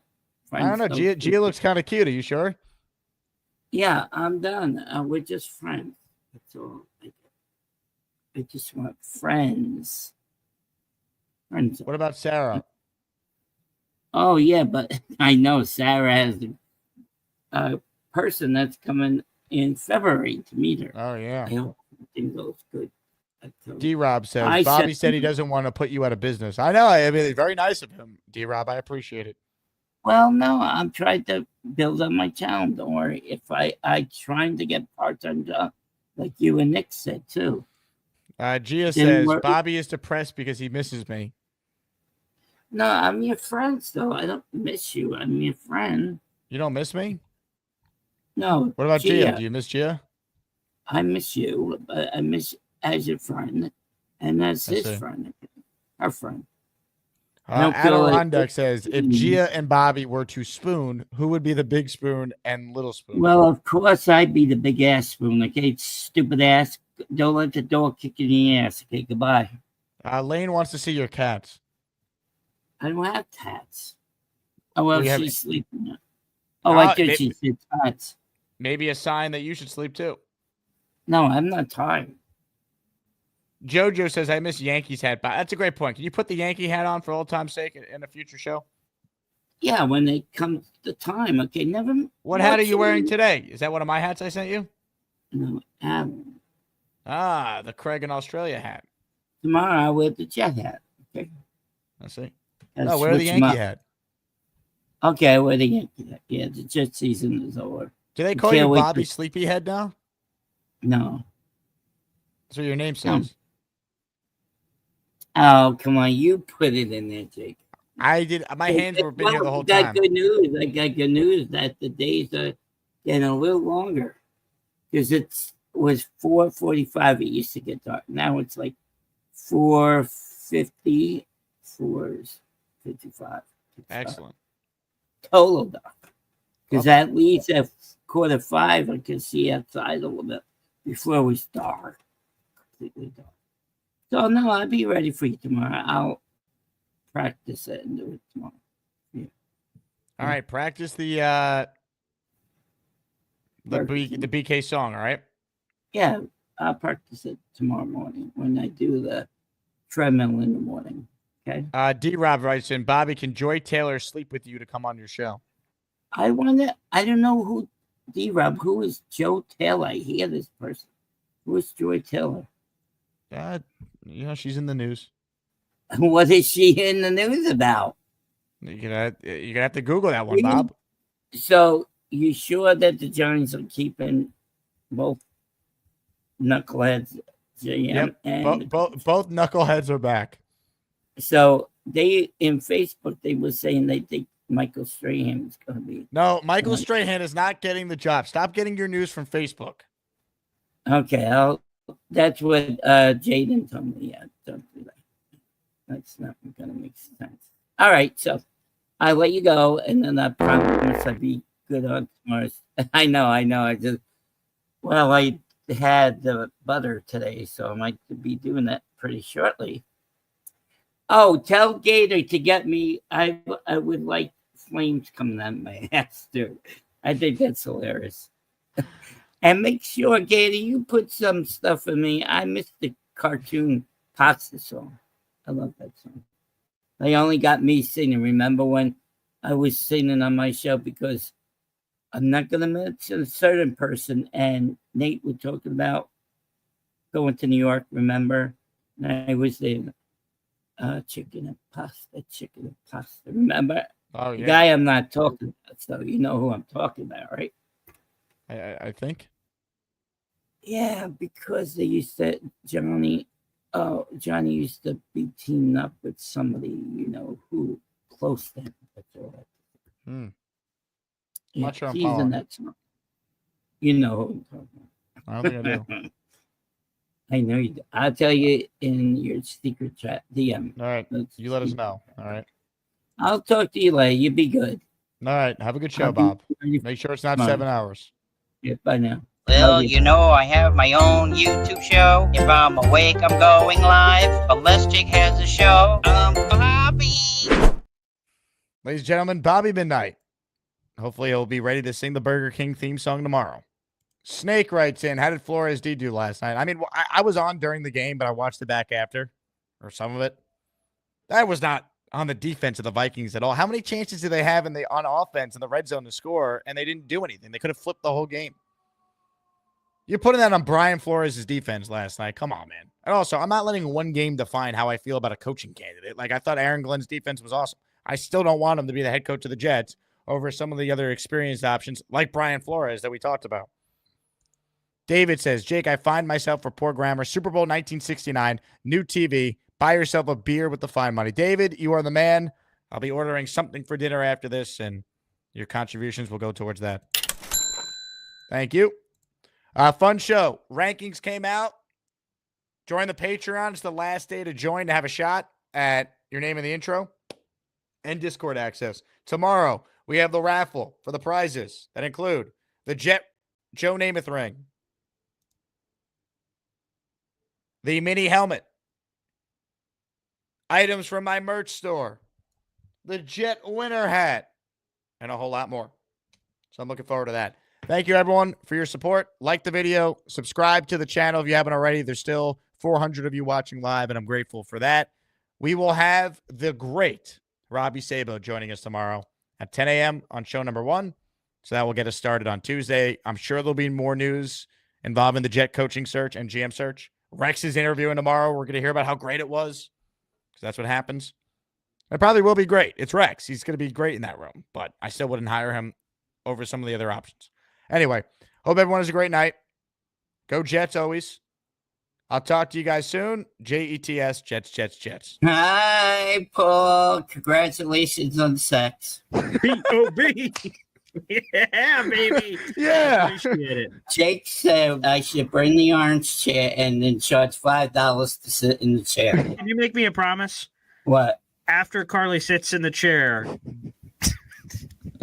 What? After Carly sits in the chair, you got to promise me you're not just going to get on your knees and slam your face on it and smell it. Please don't do that. Oh, I'm not. That's disgusting. Wow, sorry. That was really inappropriate. Look, I'm just looking out for you. I consider you a friend of mine. Mm-hmm. I don't know if you want Carly sitting in that chair. I think you might want to smell it out of that orange chair. I'm just putting that out there. You do what you want. You can do it if you want. If you sit in the orange chair right now. Oh, I know. I got a full moon over Miami, too. So at least you don't see my stuff. But Yeah, I've never seen you stand up in my life, so this is a first. I stand up. We're not done. Super chat at the buzzer. Jets Johnny in the raffle with 5 entries at the buzzer. Thank you very much, Jets Johnny. Go Jets. Raffle will be tomorrow. Shut up, Dave. I can't stand Santa Claus. Shut the fuck up, Santa Claus. You I'm fucking seeing it. eye. Oh, look at my eye. Oh, look at my eye. You seem like you're in a good mood and ready to go for 20 more hours.